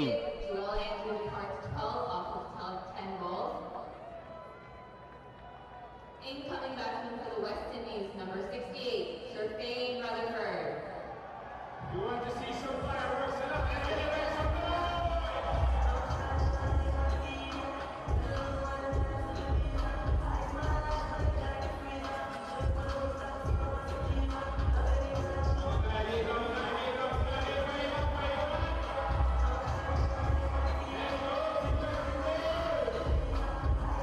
Shaheen Rutherford still searching for his best in the T20 format. We've seen him come in at 3 in the past, so this is similar. Even though he's batting at 4, he's in early. But Nawaz, who started well again, 2 for 6, not letting the team down. Bowling those important power play overs like Akil Hussain does.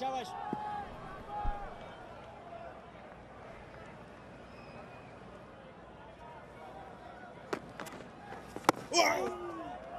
26 for 2. After 4 overs, West Indies has seen a 6 minute also goal.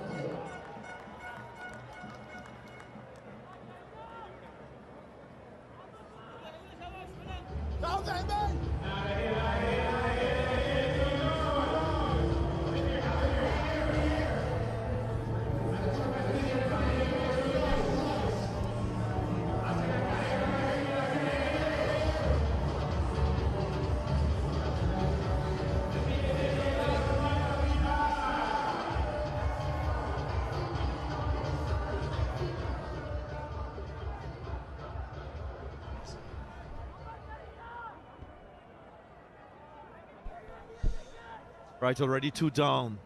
West Indies 2 wickets going to the spin of Nawaz. So in that first T20 international, Salman Aga used 10 overs of spin. He used it effectively already. With 2 overs from Mohammad Nawaz, they've picked up 2 West Indian wickets. Stacey and King alongside me. This to me is where this game will be decided. How the West Indian batters play the spin from Pakistan.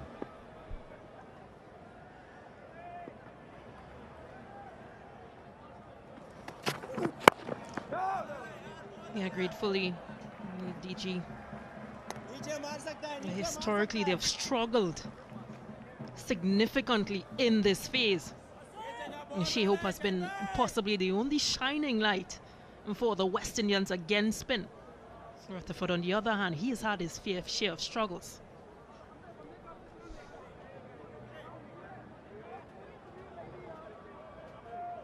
I think the important factor will be how do they get out of this power play phase and continue.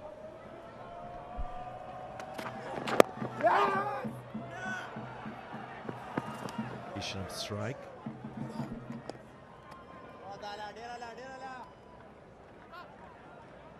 Rutherford averages just 4 in T20 eyes this year against spin. And we've seen what Pakistan produced.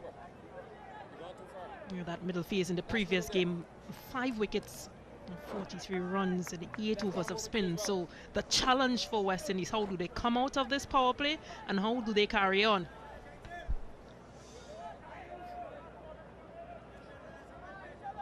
This man on screen is usually good against spin bowling. He's regressed a bit. And so to Roston Chase. When you look at Roston Chase and you see what he's done at the start of his career, you can safely say he has the soft skills and the hard skills to play slow bowling and play it effectively. But in the recent past, he struggled. So that's a worry and concern for the West Indians. You have Chase, you have Shaheen Rutherford, who's struggling to play that style of bowler. There's no Shimron Hetmire, no Rovman Paul too. So it places a lot more pressure on the shoulders of Shai Hope.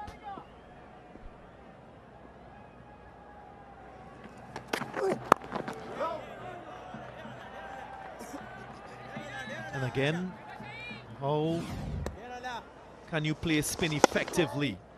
Don't allow a bowler to create pressure on you as a batter. Find a way to rotate strike and not find yourself having to hit yourself out of pressure, as we saw with Joel Andrew. And something that was mentioned even in that first T20, the lack of sweep shots used from the West Indian batters.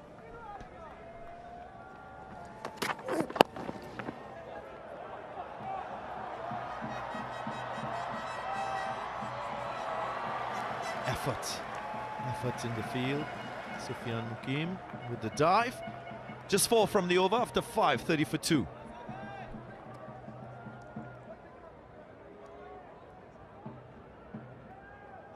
If you're enjoying the atmosphere, if you're enjoying the atmosphere, you make some noise.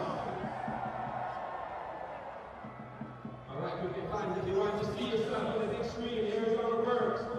Grab your phone out, take a picture of the QR code, scan, and upload your photos and videos. You might get a chance to see yourself on the big screen. Bowling from the south end, number 32. Multi-format tour between the West Indies and Pakistan. Of course, the second T20 international unfolding. The third will be played tomorrow right here in Lauderhill. And then we have the CG United ODI series to follow in Trinidad. First one will be a day-nighter. All those 3 ODIs to be played at the Brown Lara Cricket Academy in South Trinidad. And some of the ODI players here too. Of course, Mohammad Rizwan, captain of that ODI team, alongside Baba Azam. Abdullah Shafiq as well in that squad, and so too Naseem Shah. Players who will join members of this T20I team. I think 12 of the players in this T20I squad will move on to the ODIs as well. Here's Hassan Ali. Trying to maintain a very straight line, Stacey Ann King, not allowing Shai Hope to play through the offside. A very good Yorker length delivery and pace on as well, 140 clicks. So no room at all for Shai Hope. And the length especially. Yeah, much fuller.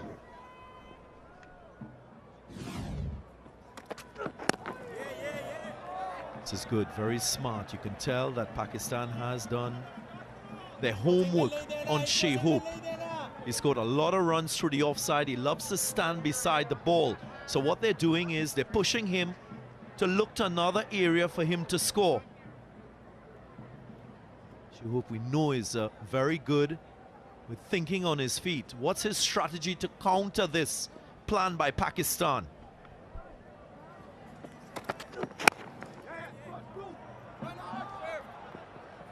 Single to diffuse the situation. Yeah, and this has been good from Hassan Ali. Didn't feature in that first T20I, so making his way in for this second match. 15 from his 1.4 overs so far, but a wealth of experience.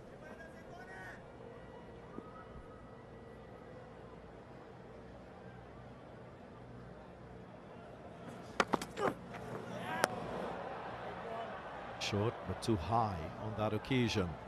But I like the thinking from Hassan Ali. Just trying to be unpredictable against this West Indian batting pair. He's a skitty customer, quite deceptive with his pace.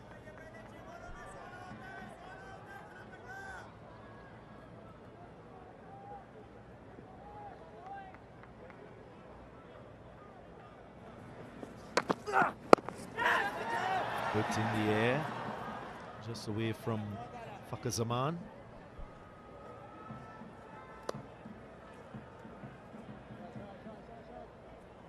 Remember, Pakistan only mustered 24 in the first 6, so this West Indian pair, of course, being challenged. The diligence of the Pakistan bowlers, maybe to the conditions. Pitch being used second time around, so there will be that lowering of bounce, slowing of speed.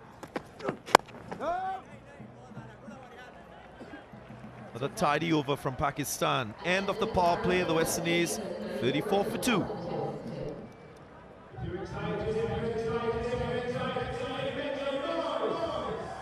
Current run rate 5.67, record run rate 7.14. He's just ahead on runs in this phase. 34 for 2, Pakistan with 24 for 3.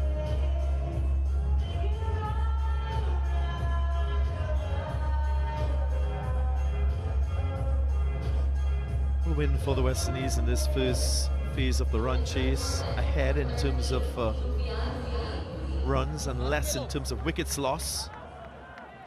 Target 134, that required rate just over 7s now. And straight away, as we saw in that first game, spin in the middle phase of the innings. Sufyan Mukim, left arm wrist spinner. He got 1 wicket in that first game, that of Romario Shepherd. That spun into the right-hander. Here he goes.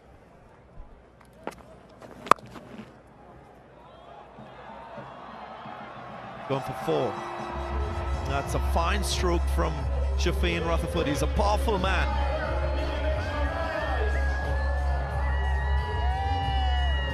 It's excellent from Shaheen Rutherford. Yeah, his hands quickly through that delivery. The fielder had no chance.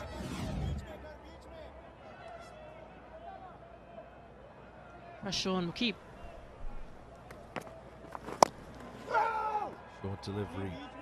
PC, the start from Mukeem. Power play was quiet. A couple wickets fell. The first was Alec Atenez, one of the 2 changes the West Indies team in this game. Andrew was looking really good before he miscued one. Shah Afridi taking the catch.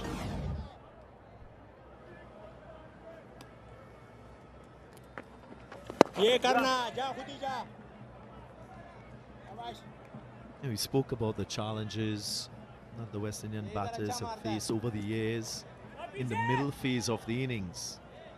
How do you get better? Again, it's about showing that hard and soft skills for run scoring. Shai Hope plays to his strength, so you'll try to make room to hit offside. Loves to drive the ball.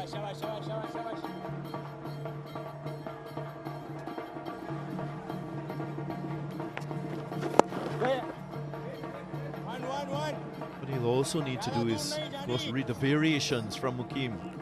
And this is evidence of what I've been speaking about.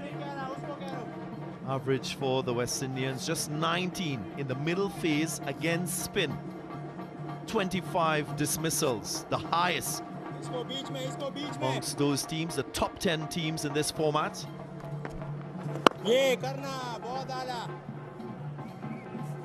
It speaks to an area that Darren Sammy and the think tank will have to improve. I don't think it's a matter of capacity. I think it's decision making at times.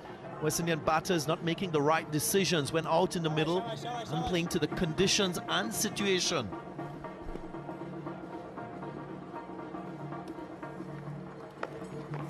Yeah. There's a long on there. Hope not reading it, going across the line. So 7 from his first over. Mukim, 41 for 2.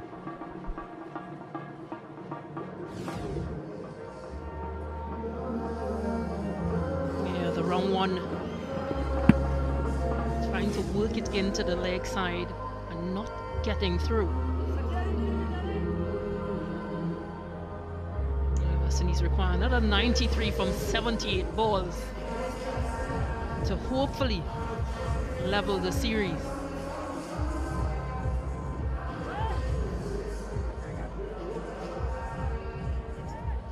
.93 from 78 balls. Looks an easy equation, but Pakistan will throw everything at the West Indians. Expect a lot of spin.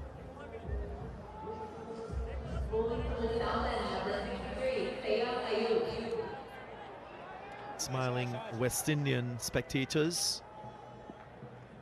And yes, Shai Hope straight with the ball. Watch out for that carom ball he has. Yeah, बहुत आला Sam.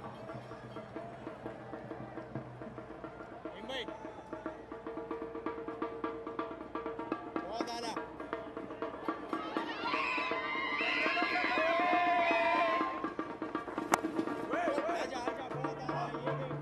This is something that you don't want to do as a batter against spin. Absorb dot deliveries early in the over. Puts pressure on you.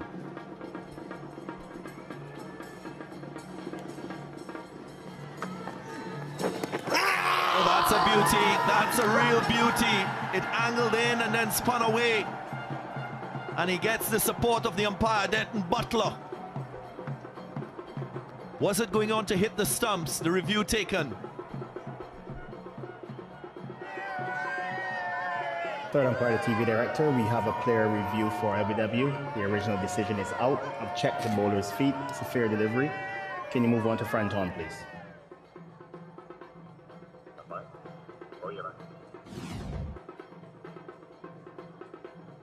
Front on coming up.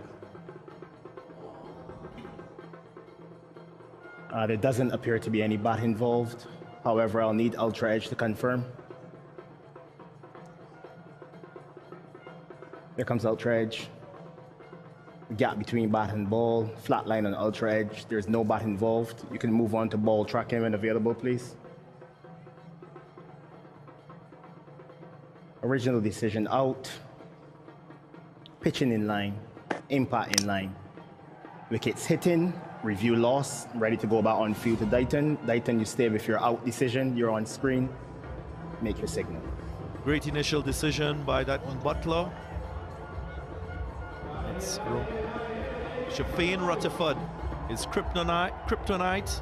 Of course, spin 8 times out of 9 innings this year being dismissed by that spinner. 41 for 3.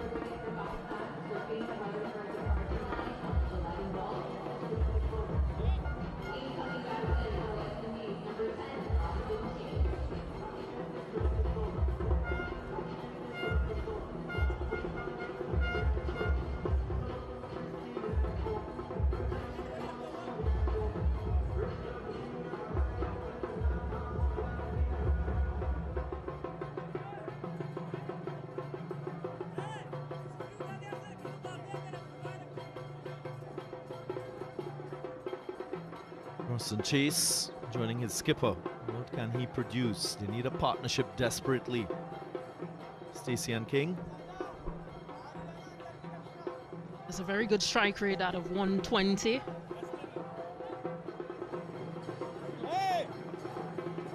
You need that and much more. Now this is the reason why he's here, not reading or not adjusting the spin of the delivery.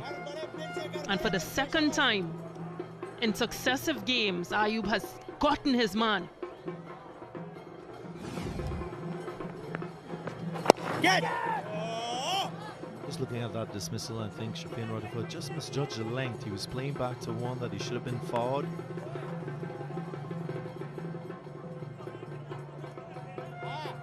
So game on. Pakistan turning the screws with spin.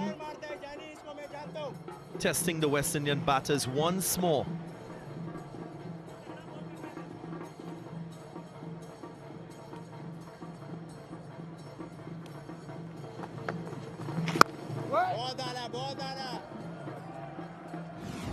He mentioned Stacey and King. Rutherford falling to Ayub. That was in the first game, miscuing one, being caught on the boundary line. And this comprehensively beaten. Turn accuracy from the spinner. Here's that carom ball too. Gripping, producing another dot. So a wicket and just one run from the over. 42 for 3.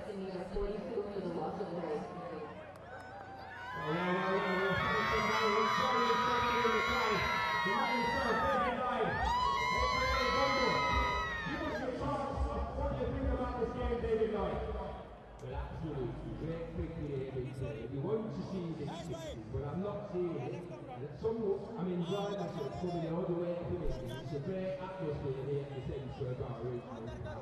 It's great, it's exciting, so we like this sort of vibe. It reminds me of 92 of 72, 7 wickets in hand. And that's the equation for the West Indies. You just feel as though Pakistan need to bowl them out. And so far, they've done a good job of getting wickets. 2 right-handers, so Nawaz back into the attack. A couple wickets already for him. 3 in the first game, remember. So he's been sparkling.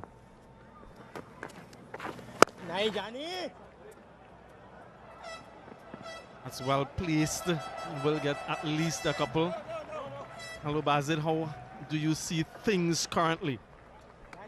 It's all about how West Indies handle spin. These two players, Chase and Hope, better players of spin. Need to build a partnership where they have the organization to get off strike and also the ability to get a boundary every other over.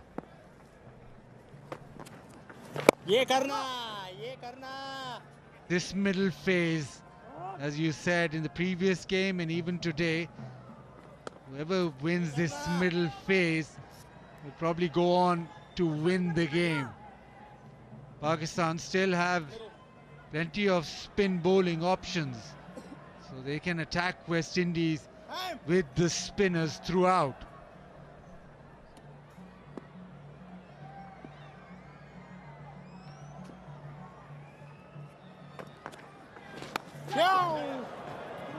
He's bowling with good pace on this particular surface, not too fast. He bowls quickly, that edge would have gone for 4. So he understands that on this surface he can afford to be a little bit slower to get that purchase. First ball of his spell tonight, picked up the wicket of the left-hander, Malik Athanase, and then he got Joel Andrew. Malik Athanase, though, was an important wicket because he was sent to open specifically to counter Nawaz. And the bowler getting that matchup, though it was negative in his favor. But both openers in game 1, both openers tonight, so it's been quite prolific.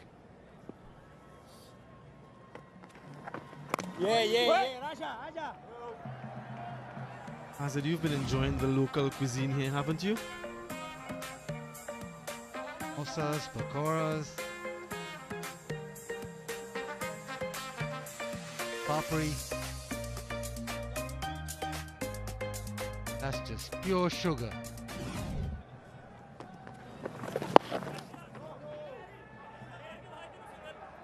Solid over, just 5 from it, 47 for 3.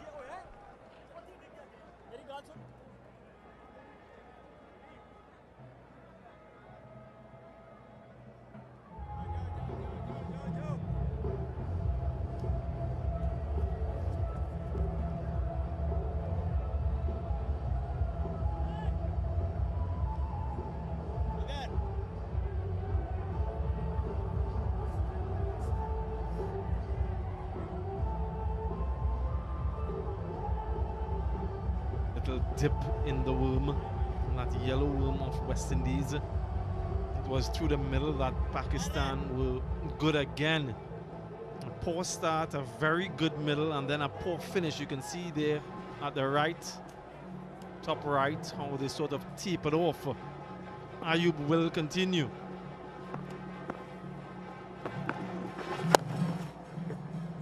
Was a high percentage of that carom ball against the right-handers, doesn't he, Baz?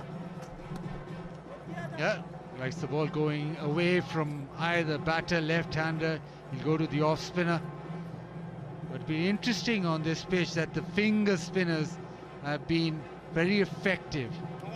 Maybe because they're more accurate, maybe because there's turn in the surface. Pakistan can just sense a wicket here, and they are in front. That's the carom ball again.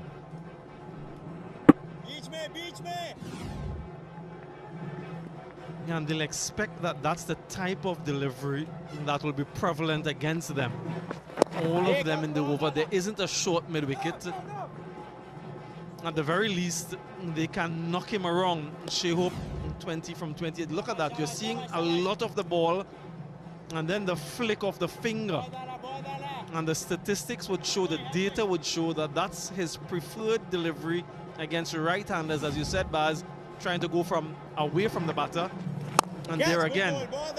So essentially you play him like a left-hand orthodox bowler, open up, maybe look to go through the offside or just knock him through that onside for a single.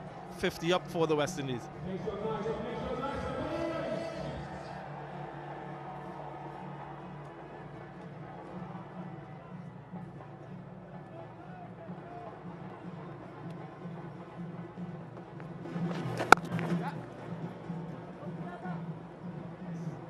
Couple overs have been quite quiet, and usually there is a high correlation between quiet overs and wickets falling. West Indies just need to maintain their composure. That required rate still within their grasp, and lots of experience from Hope and Chase. Red ball captain, white ball captain out in the middle.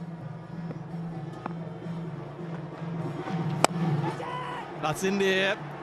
Falls just short of the fielder, almost bringing an opportunity. Ayub, halfway stage of the innings then.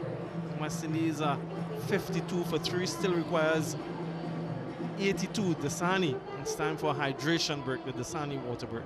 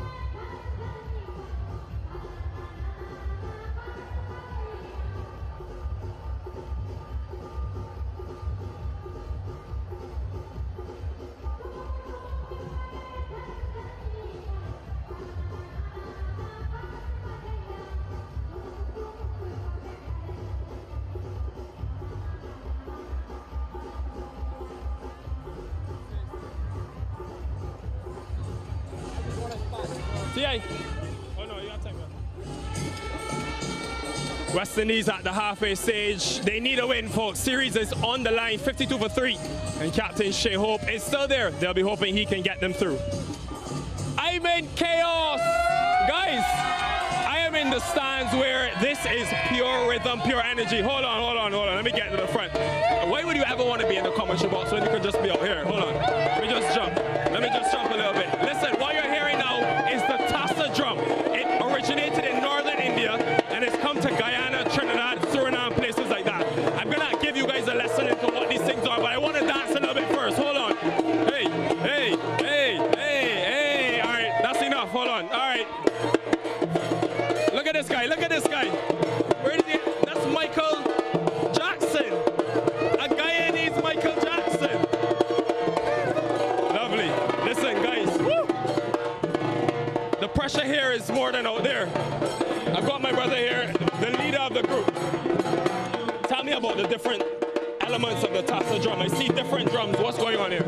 So first of all, I'm the leader and the owner of Natural Vibes Tassa Drummers. This right here is the bass drum. This right here is the Tassa, and that's the jal.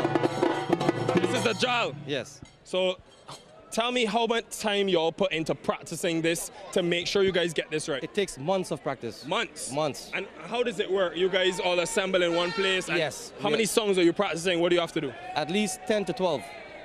Now, I'm looking at this after we see this delivery. We're outside of the first 10 overs now, the West Indies in pursuit of this 134. Now, I'm looking at y'all's instruments, right? I think about drums. They're very hard structures. These seem quite soft. What is this? This is fiberglass. Fiberglass? Yes, and this is just regular tape. You know, we put a little cloth in the handle and, you know, that's how we do it, you know? And it'll be the same for all the different types of all the drums, yes. Nice. Yes. Now tell me what makes you guys happiest about playing these instruments. It's our culture. West Indies is our team, and we will be here till the end for them. You guys are in Florida, and this is a big West Indian thing. Do you think this helps bring the diaspora closer to home? Yes, it does, 100%. 100%. Wicket. So Shai Hope, captain, departs.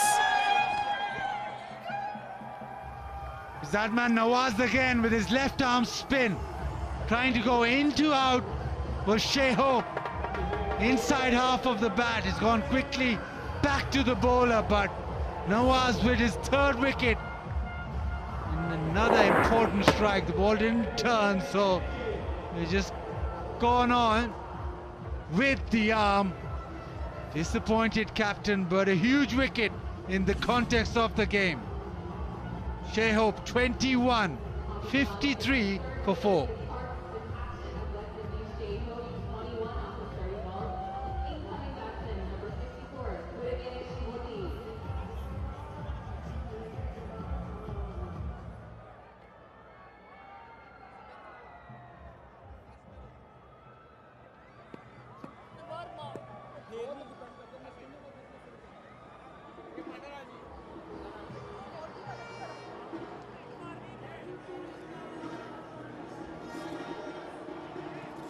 Motie, the new batter for the West Indies, dismissed first ball a couple nights ago, sent in because Nawaz is bowling. He has 4 deliveries left.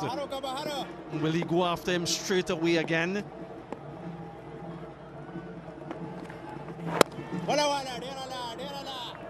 This man has been on fire. 3 wickets in game 1, 3 wickets already here. Yeah, playing for the non-existent turn. This time he completes the catch. West Indian captain goes. Faster one.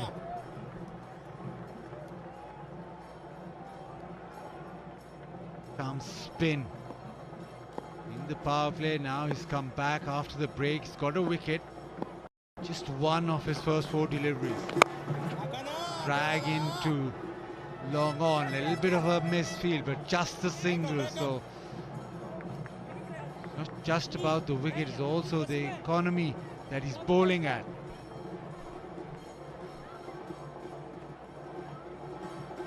Jason Holder has been good with the bat as well. This season he's an option They've got some batting depth, the West Indies. They'll need every ounce of it. Just like that. There's acreage of vacant room there. Should be a single every delivery. 55 for 4.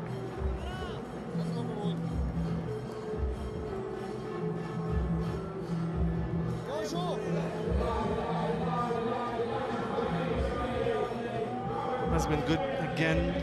3 for 23. 3 for 14. His second best figures in T20Is.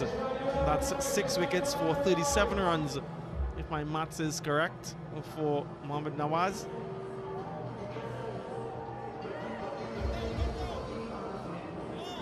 Yeah, they're silent at the moment, the West Indian fans. Jubilant earlier, not so much now. Nawaz, career best of 3 for 5, but he'll cherish this to 3 for 14 as well, following up on that 3 for 23 a couple of nights ago. Ayub continues. This time picks a little pocket leg side for a couple of runs. With the spinners operating and on a surface which is slow, run making is slightly easier square of the wicket, but the reluctance to play the sweep shot. Maybe that's a little tactic that West Indies couldn't look at going forward, especially against the spinners. Yeah, that's been a discussion for over 2 decades now. Baz, West Indian batters against spinners, strike rotation, and how they can maneuver the spinners through, as you mentioned there, the sweeps, reverse sweeps, use of their feet down the track. And whenever they're confronted with situations like this, where there's a little bit of an assistance for the spinners, their default option is to go for 6s or 4s or dot deliveries. And that was smart from Motie. Another couple. That's an option, just as viable.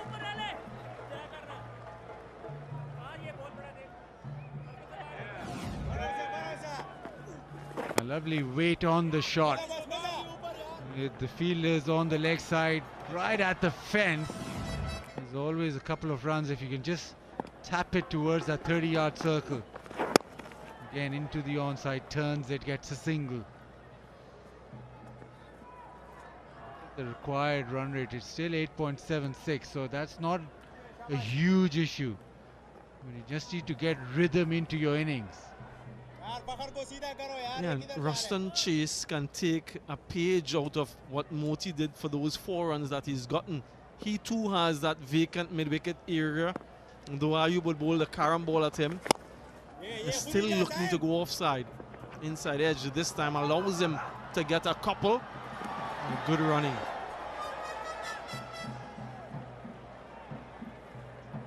That throw, if that had been on the stumps, might have been different. Yep, win predictor. Sitting on the fence.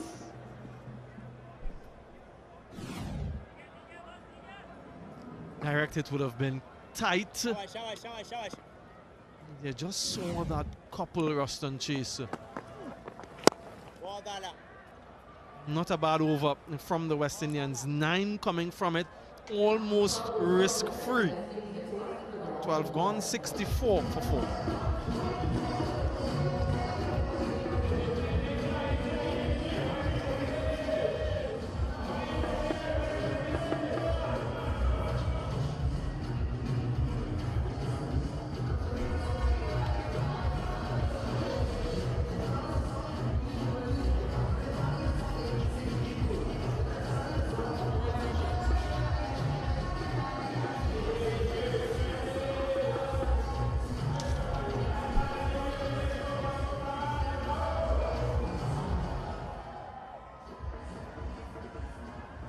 .64 for 4, the lowest score successfully defended in the T20I here is 120 by New Zealand. Against Sri Lanka in the very first T20 international played here in May 2010.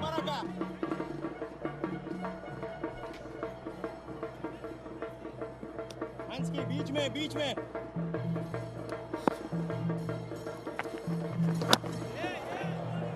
More problems this Yan King back into the attack. Yeah, they really have struggled, West Indian batters.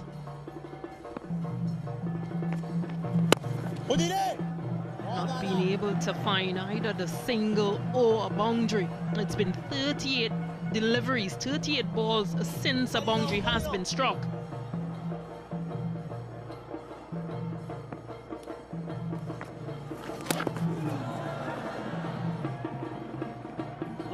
That required run rate 9.55. So the pressure's on.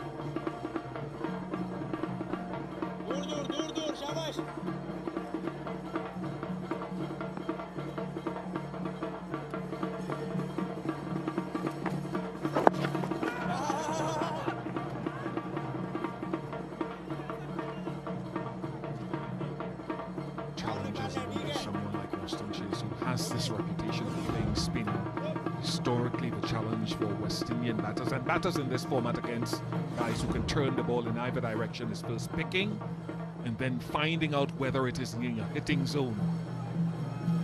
So guys who've been able to deviate both ways have been so good in this form of the game. Need to score, but also pick the variation.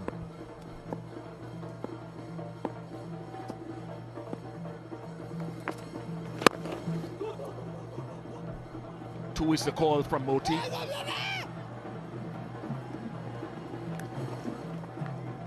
Just 3 of the over, 67 for 4. This has been excellent from Gurukesh Motie. He's going at a runner ball. What he's been able to do is find the gaps. Picks up 2 runs every time.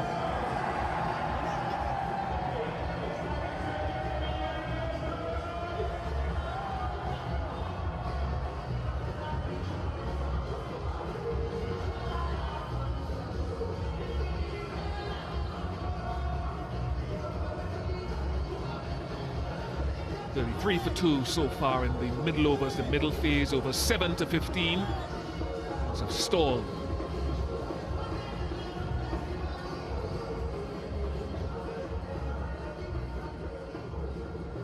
Saim Ayub again for his final over.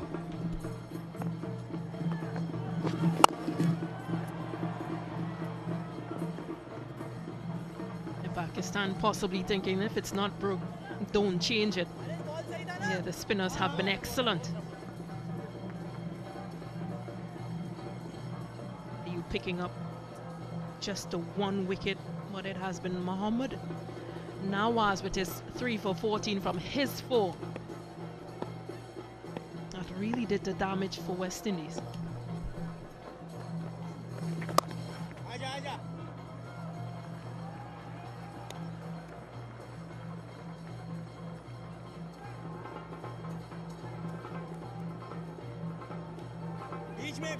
Side very vacant. I don't think that Ayub intends to give him anything too straight.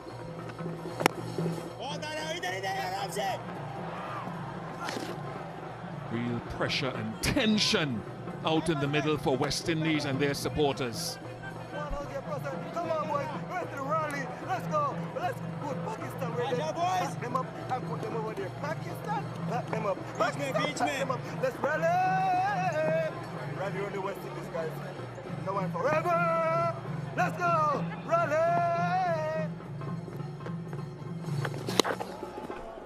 I think the West Indian batters need some of that energy.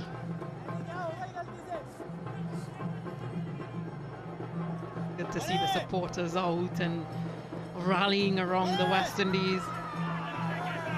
So are the Pakistan fans.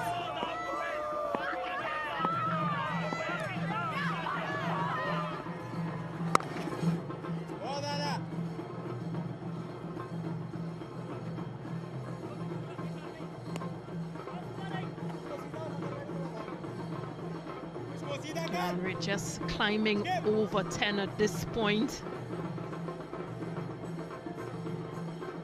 Boundaries have really been eased up. There hasn't been a boundary since 45 balls.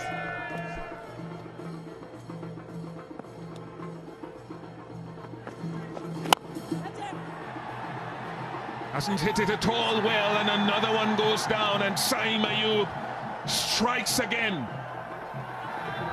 And Pakistan seize control further. Pressure.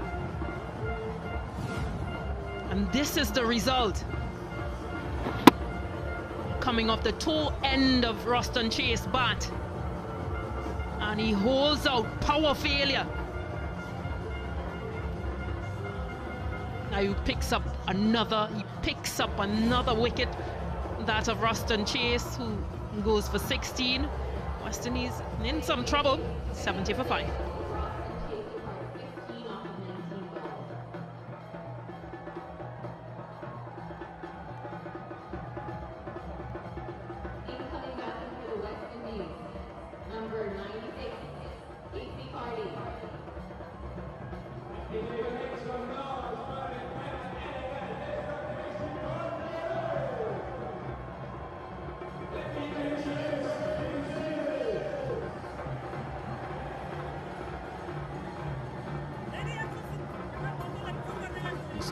Now joining Motie, and it was the carom ball again, and that's what Shai Hope has done very well. He will bowl the off spinner to the left-handed batter, and the carom ball mostly to the right-handed batter, looking to take the ball away from their eye line. So he is matching up in his own bowling spell against the type of batter that comes to him, and that was the carom ball.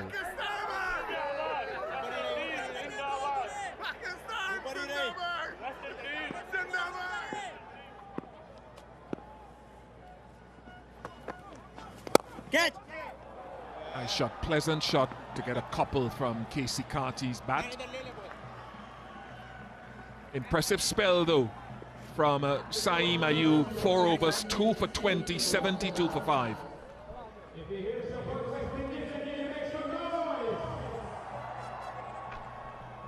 Yeah, the spinners have been exceptional. They've picked up all the wickets. The openers, Rutherford, Chase, and Shai Hope.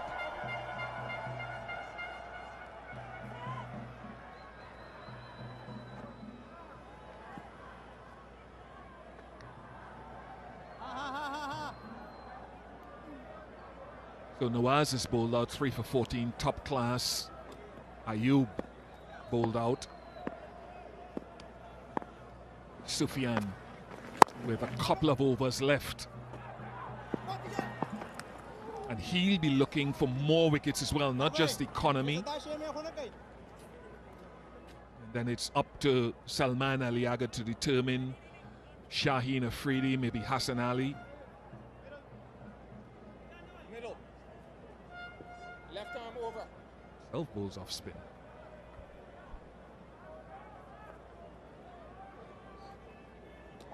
Bahar nikal, shabash.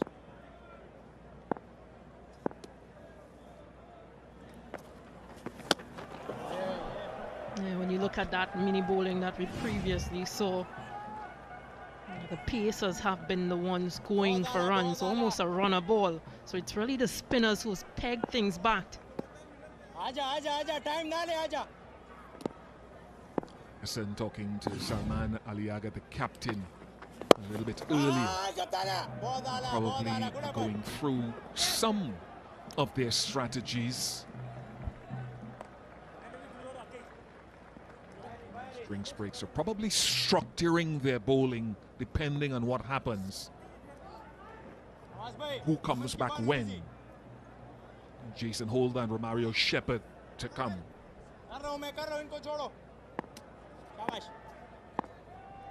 Sinali.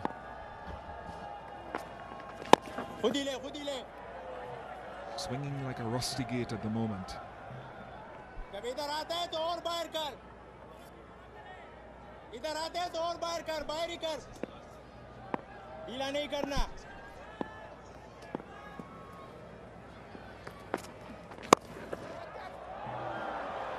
Finally a boundary after 51 deliveries.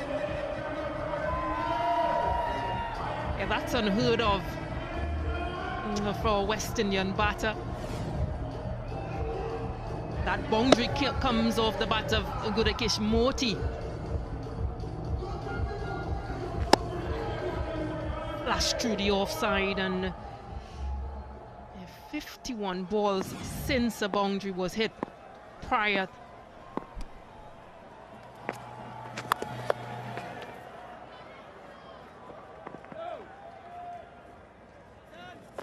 Fascinating to see how Salman Aliaga goes in this last 5. 79 for 5.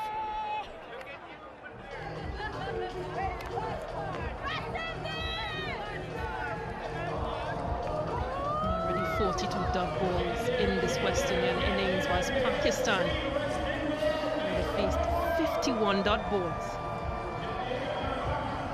Talk about the boundaries as well, 7 fours and 5 sixes for Pakistan. These 5 fours and 1 6 so far.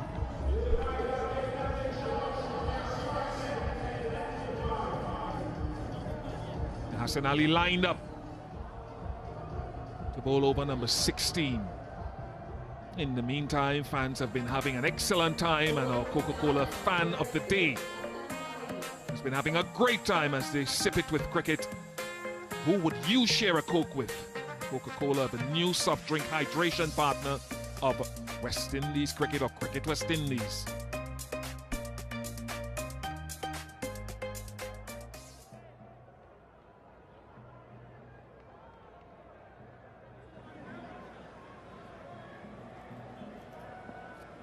Right, Hassan Ali back. 3 deep fielders leg side. A deep third and a sweeper offside. And this is where we'll find out what length he looks to hold.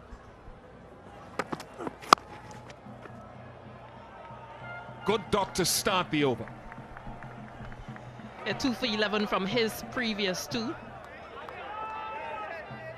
Beg your pardon, 2 for not for 17.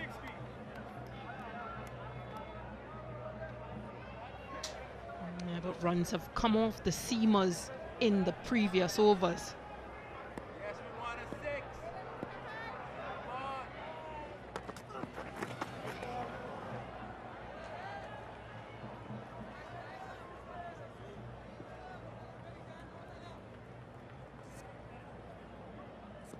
Available to Hassan Ali. Bowls a good slow ball into the pitch. Does he have and trust in his Yorker? When does that? I wonder if they go with Safian for his final over straight away next, with Shepherd and Jason Holder available to come. That is massive. Gudakesh Motie. Second 6 of the innings, and they need more of this. Yeah, what a strike from Gudakesh Motie.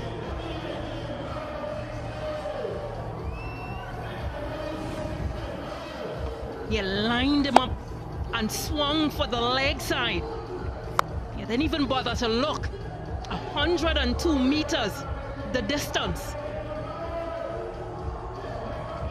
Yeah, excellent, very well. That will do the West Indian score very well. It's 48 needed from 28. That pushes Motie on to 19, so pressure on Hassan. It was an easy ball. Now he's changed the field. Deep third has come up. Mid-off has dropped back to long off. Yorker is an option. Does go Yorker.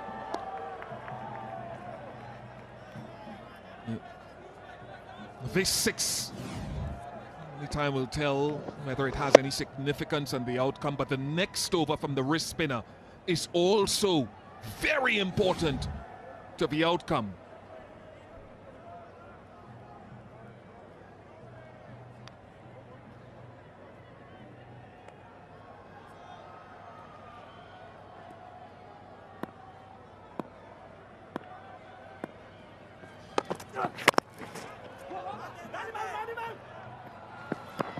Yorker again, and they come back for another. The thing with Hassan Ali is that he'll go Yorker, but he also has the option of going wide Yorker, but he doesn't necessarily have the field set for it to the left-hander. Motie was home and gets an extra. Gets the intent from Motie since he came out in the middle. The first few balls he faced against the spinners, he was able to pick up 2s. He picked up the 6, and again.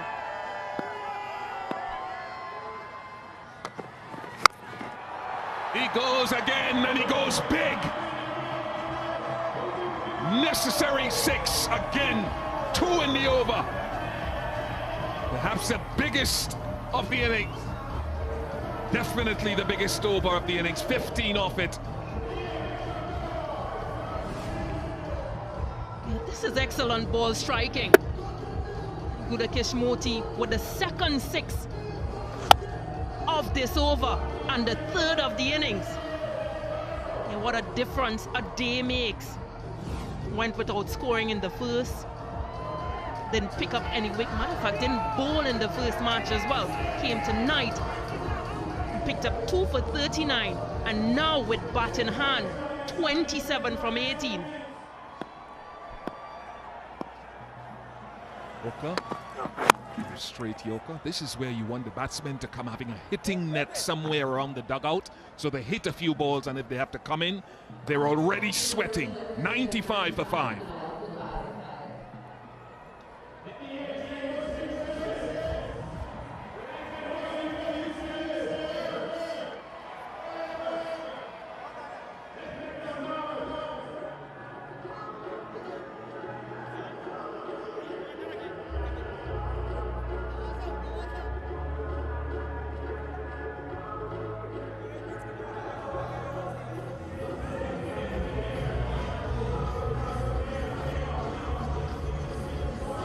After an attritional middle phase of the innings, we've seen some fireworks from Gudakesh Motie.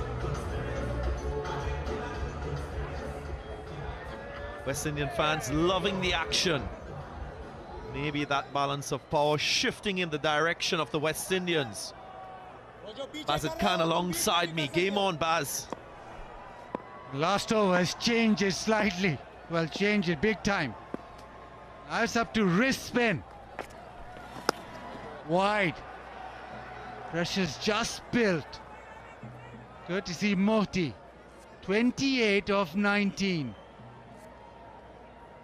Couple more big hits and West Indies will be well on their way.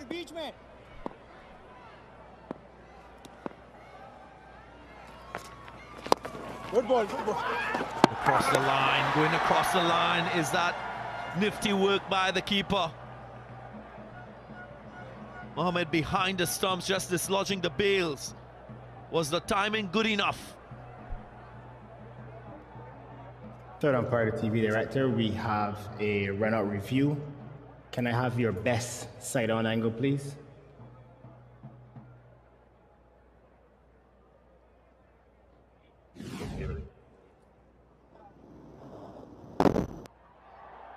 Just take it back, Gavin. Back, forward. Can I have it from the other side, Gav?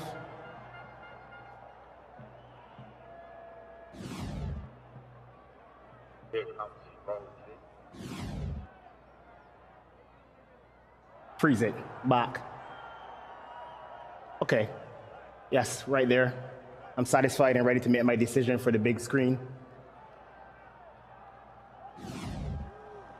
Another twist in the tail. Pakistan fights back with a wicket. How about that from Mohammad Haris, the wicket keeper? And the athleticism to dislodge the bails and get rid of the dangerous Gudakesh Motie. Mohammad Haris behind the stumps, very match aware. But a good innings, 28. Now it's 96 for 6.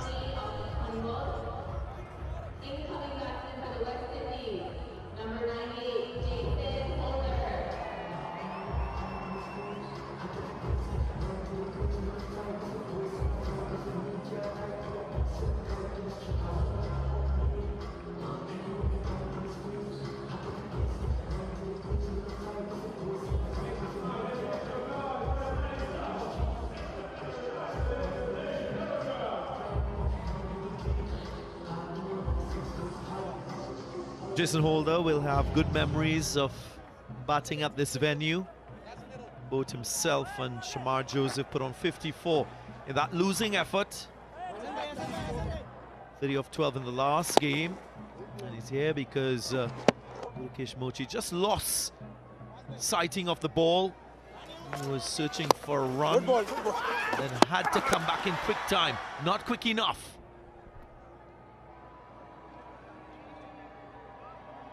Harris was very aware where the ball was, what the situation was, very quick to affect that wicket. Now it is Jason Holder.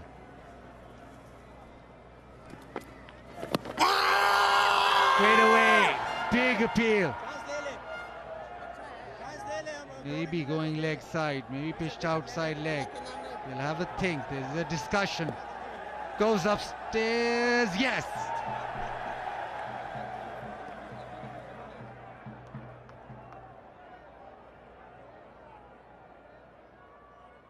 Third umpire to director, we have a player review for LBW. The original decision is not out. I've checked the bowler's feet. It's a fair delivery. Can you move on to front on, please? Roll red.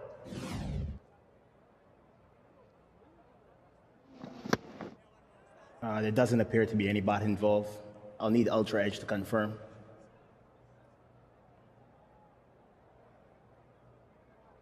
Ultra Edge coming up. Gap between bat and ball, flat line on Ultra Edge. There is no bat involved. Can you move on to ball tracking, please? Original decision not out. Pitching outside leg. I'm ready to go back on field to Gregory. Gregory, you stay with your original not out decision. You are on screen. Make your signal. Salmanaga hesitated before going for the review. It was a wrong decision, Baz.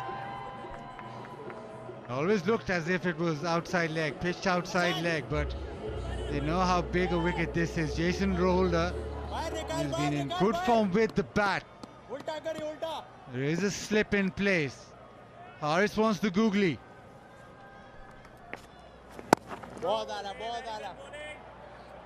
Dot, back-to-back dot, so despite not creating the wicket-taking opportunity, he's pushing that required rate higher. Pitching outside the line of that leg stump. Oh, no ball. So the drama continues. Free hit now. Can't change the field either. Just waxing lyrical on how good he's been this over. Error. That's fair thought for Jason Holder. He's just given a gift. New to the crease, now he can have a big swing. Get the elevation, so that free hit only costing Pakistan a single. This is it. Very quick work from Harris. Just unaware where the ball had gone for a second. That was all. That's that googly outside off stump. Just 3 runs of his 4 deliveries. Remember, this is the 17th over. Yes! Bottom edge, and the finger goes up, so the pressure paying dividends for Pakistan. Casey Kati struggles once more, and further trouble for the West Indians. Sufyan goes flatter, quicker outside off stump. The googly previous delivery beat Cardi. This time he goes into the pitch. The flipper skids away. That's a good catch. A very good catch from Harris. Staying low. Captain happy. Pakistan suddenly in front of the game. Sufyan Mukim, wonderful over. Party out for 3, 98 for 7.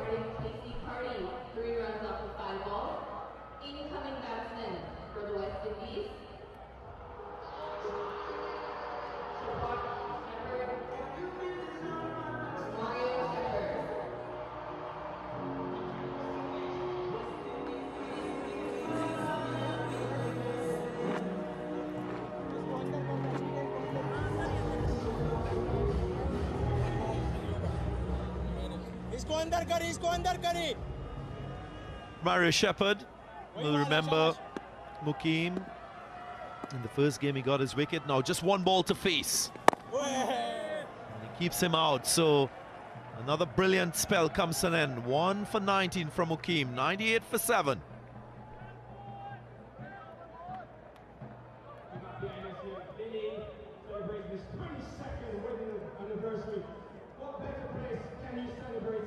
So difficult to predict the outcome of this game. Both teams in fierce battle. Gudakesh Motie was at the crease. You felt the West Indians were ahead. Now Pakistan firmly in front.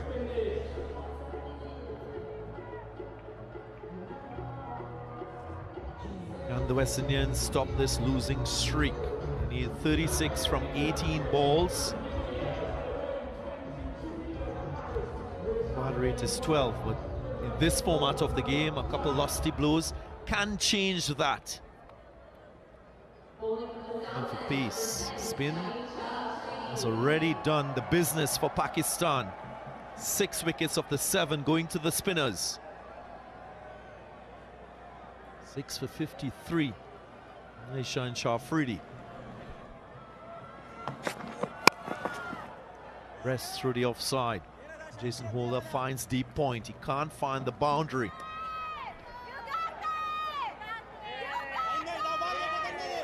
Still hope for West Indies, but this is the flipper. Just skids off the surface quickly. But the catch is very, very good because the ball's bottom edge to the keeper. He stayed low. That is a fantastic catch, but it's a fantastic spell of bowling from the wrist spinner. Harrison, that over was on song. The run out and then the catch behind.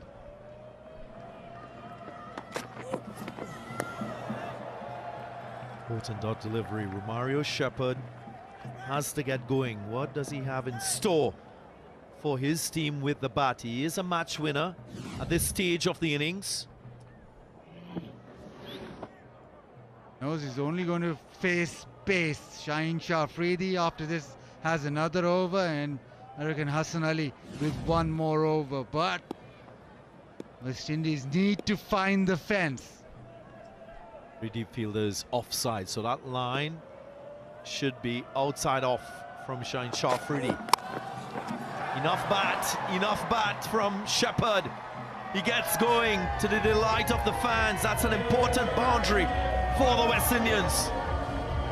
That's always the risk with the wide Yorker and third in the circle. Any edge flies through, pace on, and the edge carries it down to third to the fence. Welcome boundary. They need another one this over. 51 from 15. Shepherd.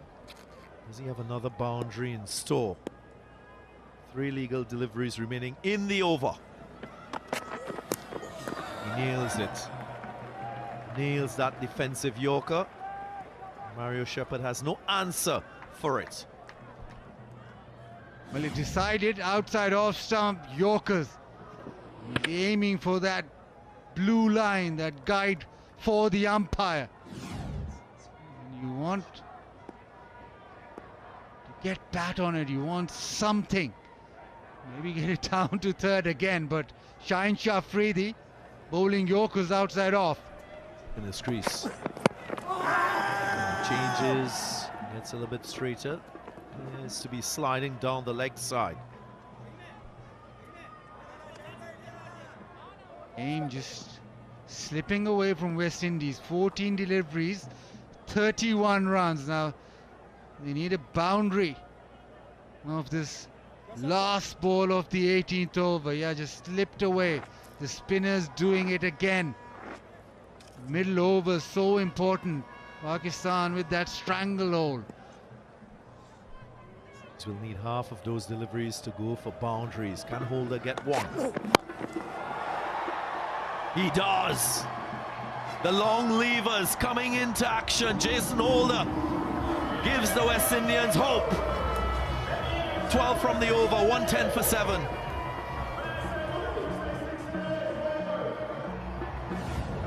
of such a clean striker is Jason Holder, and doesn't get cleaner than that. Opened himself up and thrashed it over square leg. That is fabulous hitting. 89 meters. Just missed his length slightly. Paid the price. 24 of the last 2.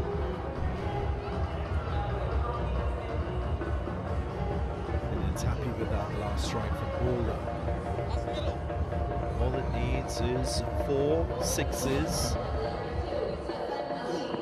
Appreciate how he kept his options open, Jason Holder, on that occasion. Just allowing the ball to come to him and showing that languid swing to leg. Will Hassan Ali address this, the 19th over, as it can? Sequencing, very important in these 6 deliveries. Here he goes. It was wide, so that is something you don't want to do. You don't want to give the West Indians additional deliveries.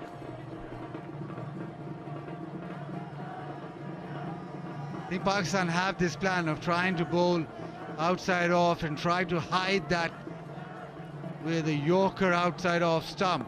Shaheen Shafridi tried twice, once against Mario Shepherd and once against Holder coming into the stumps. It's wide, Shepherd goes strong, straight to the fielder, so was in the slot. And with the Yorker, if you miss your length just slightly, the modern batter is so powerful. Now it's up to Holder. Where does he go? Hassan Ali stick to outside off, or does he come into the stumps? The problem is that there's a short fine and square leg in the circle, and there's another problem pending. That's a huge problem. A free hit. Well, well, well. This is so disappointing. Hassan Ali just overstepping, he knows it. Putting himself under further pressure. Here he goes, free hit.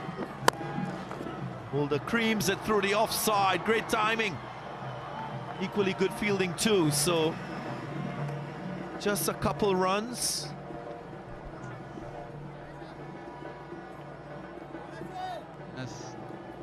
Didn't play maximum price. It was a lovely shot. It was a beautiful extra cover drive, but there's protection on the offside. 19 off 11. In a boundary. The plays and misses. So desperation here by the West Indians. Romario Shepherd will be thinking about the area that he can target to produce a boundary. Just simplify this equation. 18 required from 10. And Pakistan just committing a few errors, unforced errors, no balls, wides. Harris giving away by. Cracked away. And long enough. That's Romario Shepherd at his very best. That is power. It was slower into the pitch, and it's just been muscled over the top. What an important hit that was. He's waited and waited and then just hit it as hard as he could. 86 meters. And the situation now shifts towards the West Indies. Here's focus from Romario Shepherd. And he goes again. Gets 4, so back-to-back boundaries. Shepherd turning it on and bringing the West Indies closer to the target. Fabulous from Romario Shepherd, this time outside the off stump. He opens the back face. It's almost the perfect wide Yorker, but just a little bit of length. Catches up with it, slices it away, gets the gap, another boundary. And it's down to 8. We've seen him play this type of innings recently in the IPL. He's known for this sort of blitz with the bat. Romario Shepherd, 15 from 8, worried-looking Pakistani supporter, and pressure on Hassan Ali. Can he finish the over? Finish the over without conceding a run. Does well. Does very, very well. Goes with the short delivery.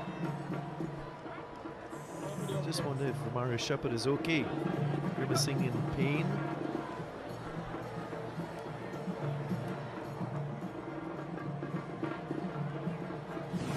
Up.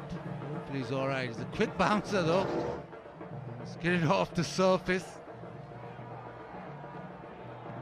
And his ankle.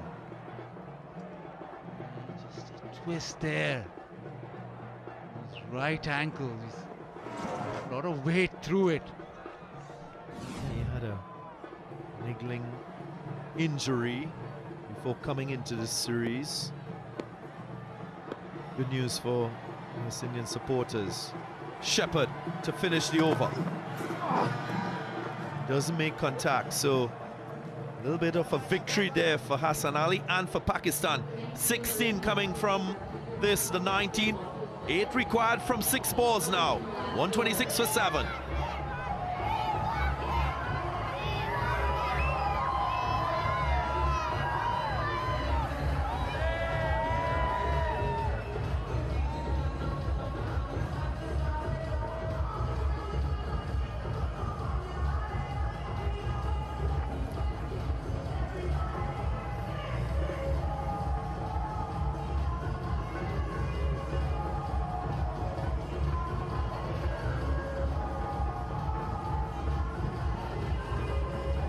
Getting intimate. 8 required from 6. Responsibility now on Shaheen Shah Afridi, who's a top-class performer. Here's first ball of the last. Mulder pinches a single. He might be looking for 2. Has to settle for 1. Disappointed. It was a full toss outside off. Right at the bottom of the bat now. West Indies requires 7. 6 for a super over. What are you saying, Baz? In such a close game. No, a little bit more in favor of the West Indians. 7 from 5. Heavy offside field. He goes straight, and that should hit the target. He gets the support of Dighton Butler. So another shift in this game. No reviews left for the West Indians, so that's the end of Romario Shepherd. Yeah, it was a quick delivery wide of the crease. Instead of the wide Yorker, this was the variation. Goes into the stumps. He's hit him on the full. He's right back on the stump, so not a lot for the ball to travel.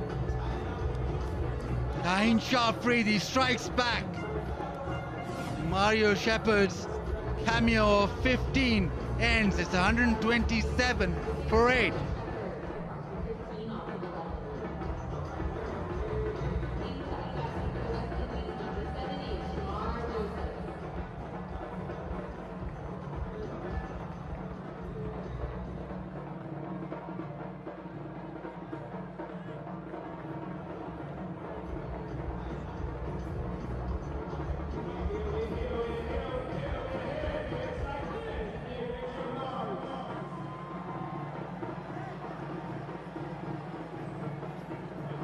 Shepherd might be thinking about his dismissal. Here to raise a query, maybe a little bit of bat on that delivery, but that doesn't matter now.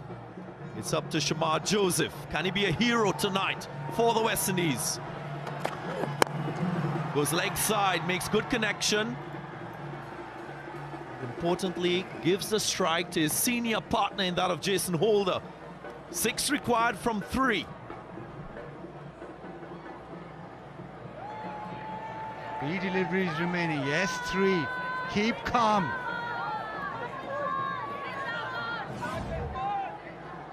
the angle. It's a huge angle, but he's right back in the crease. So the ball didn't have to travel much. It's a big wicket, but now it's up to this man on screen. Holder versus Shai Hope. What has he got?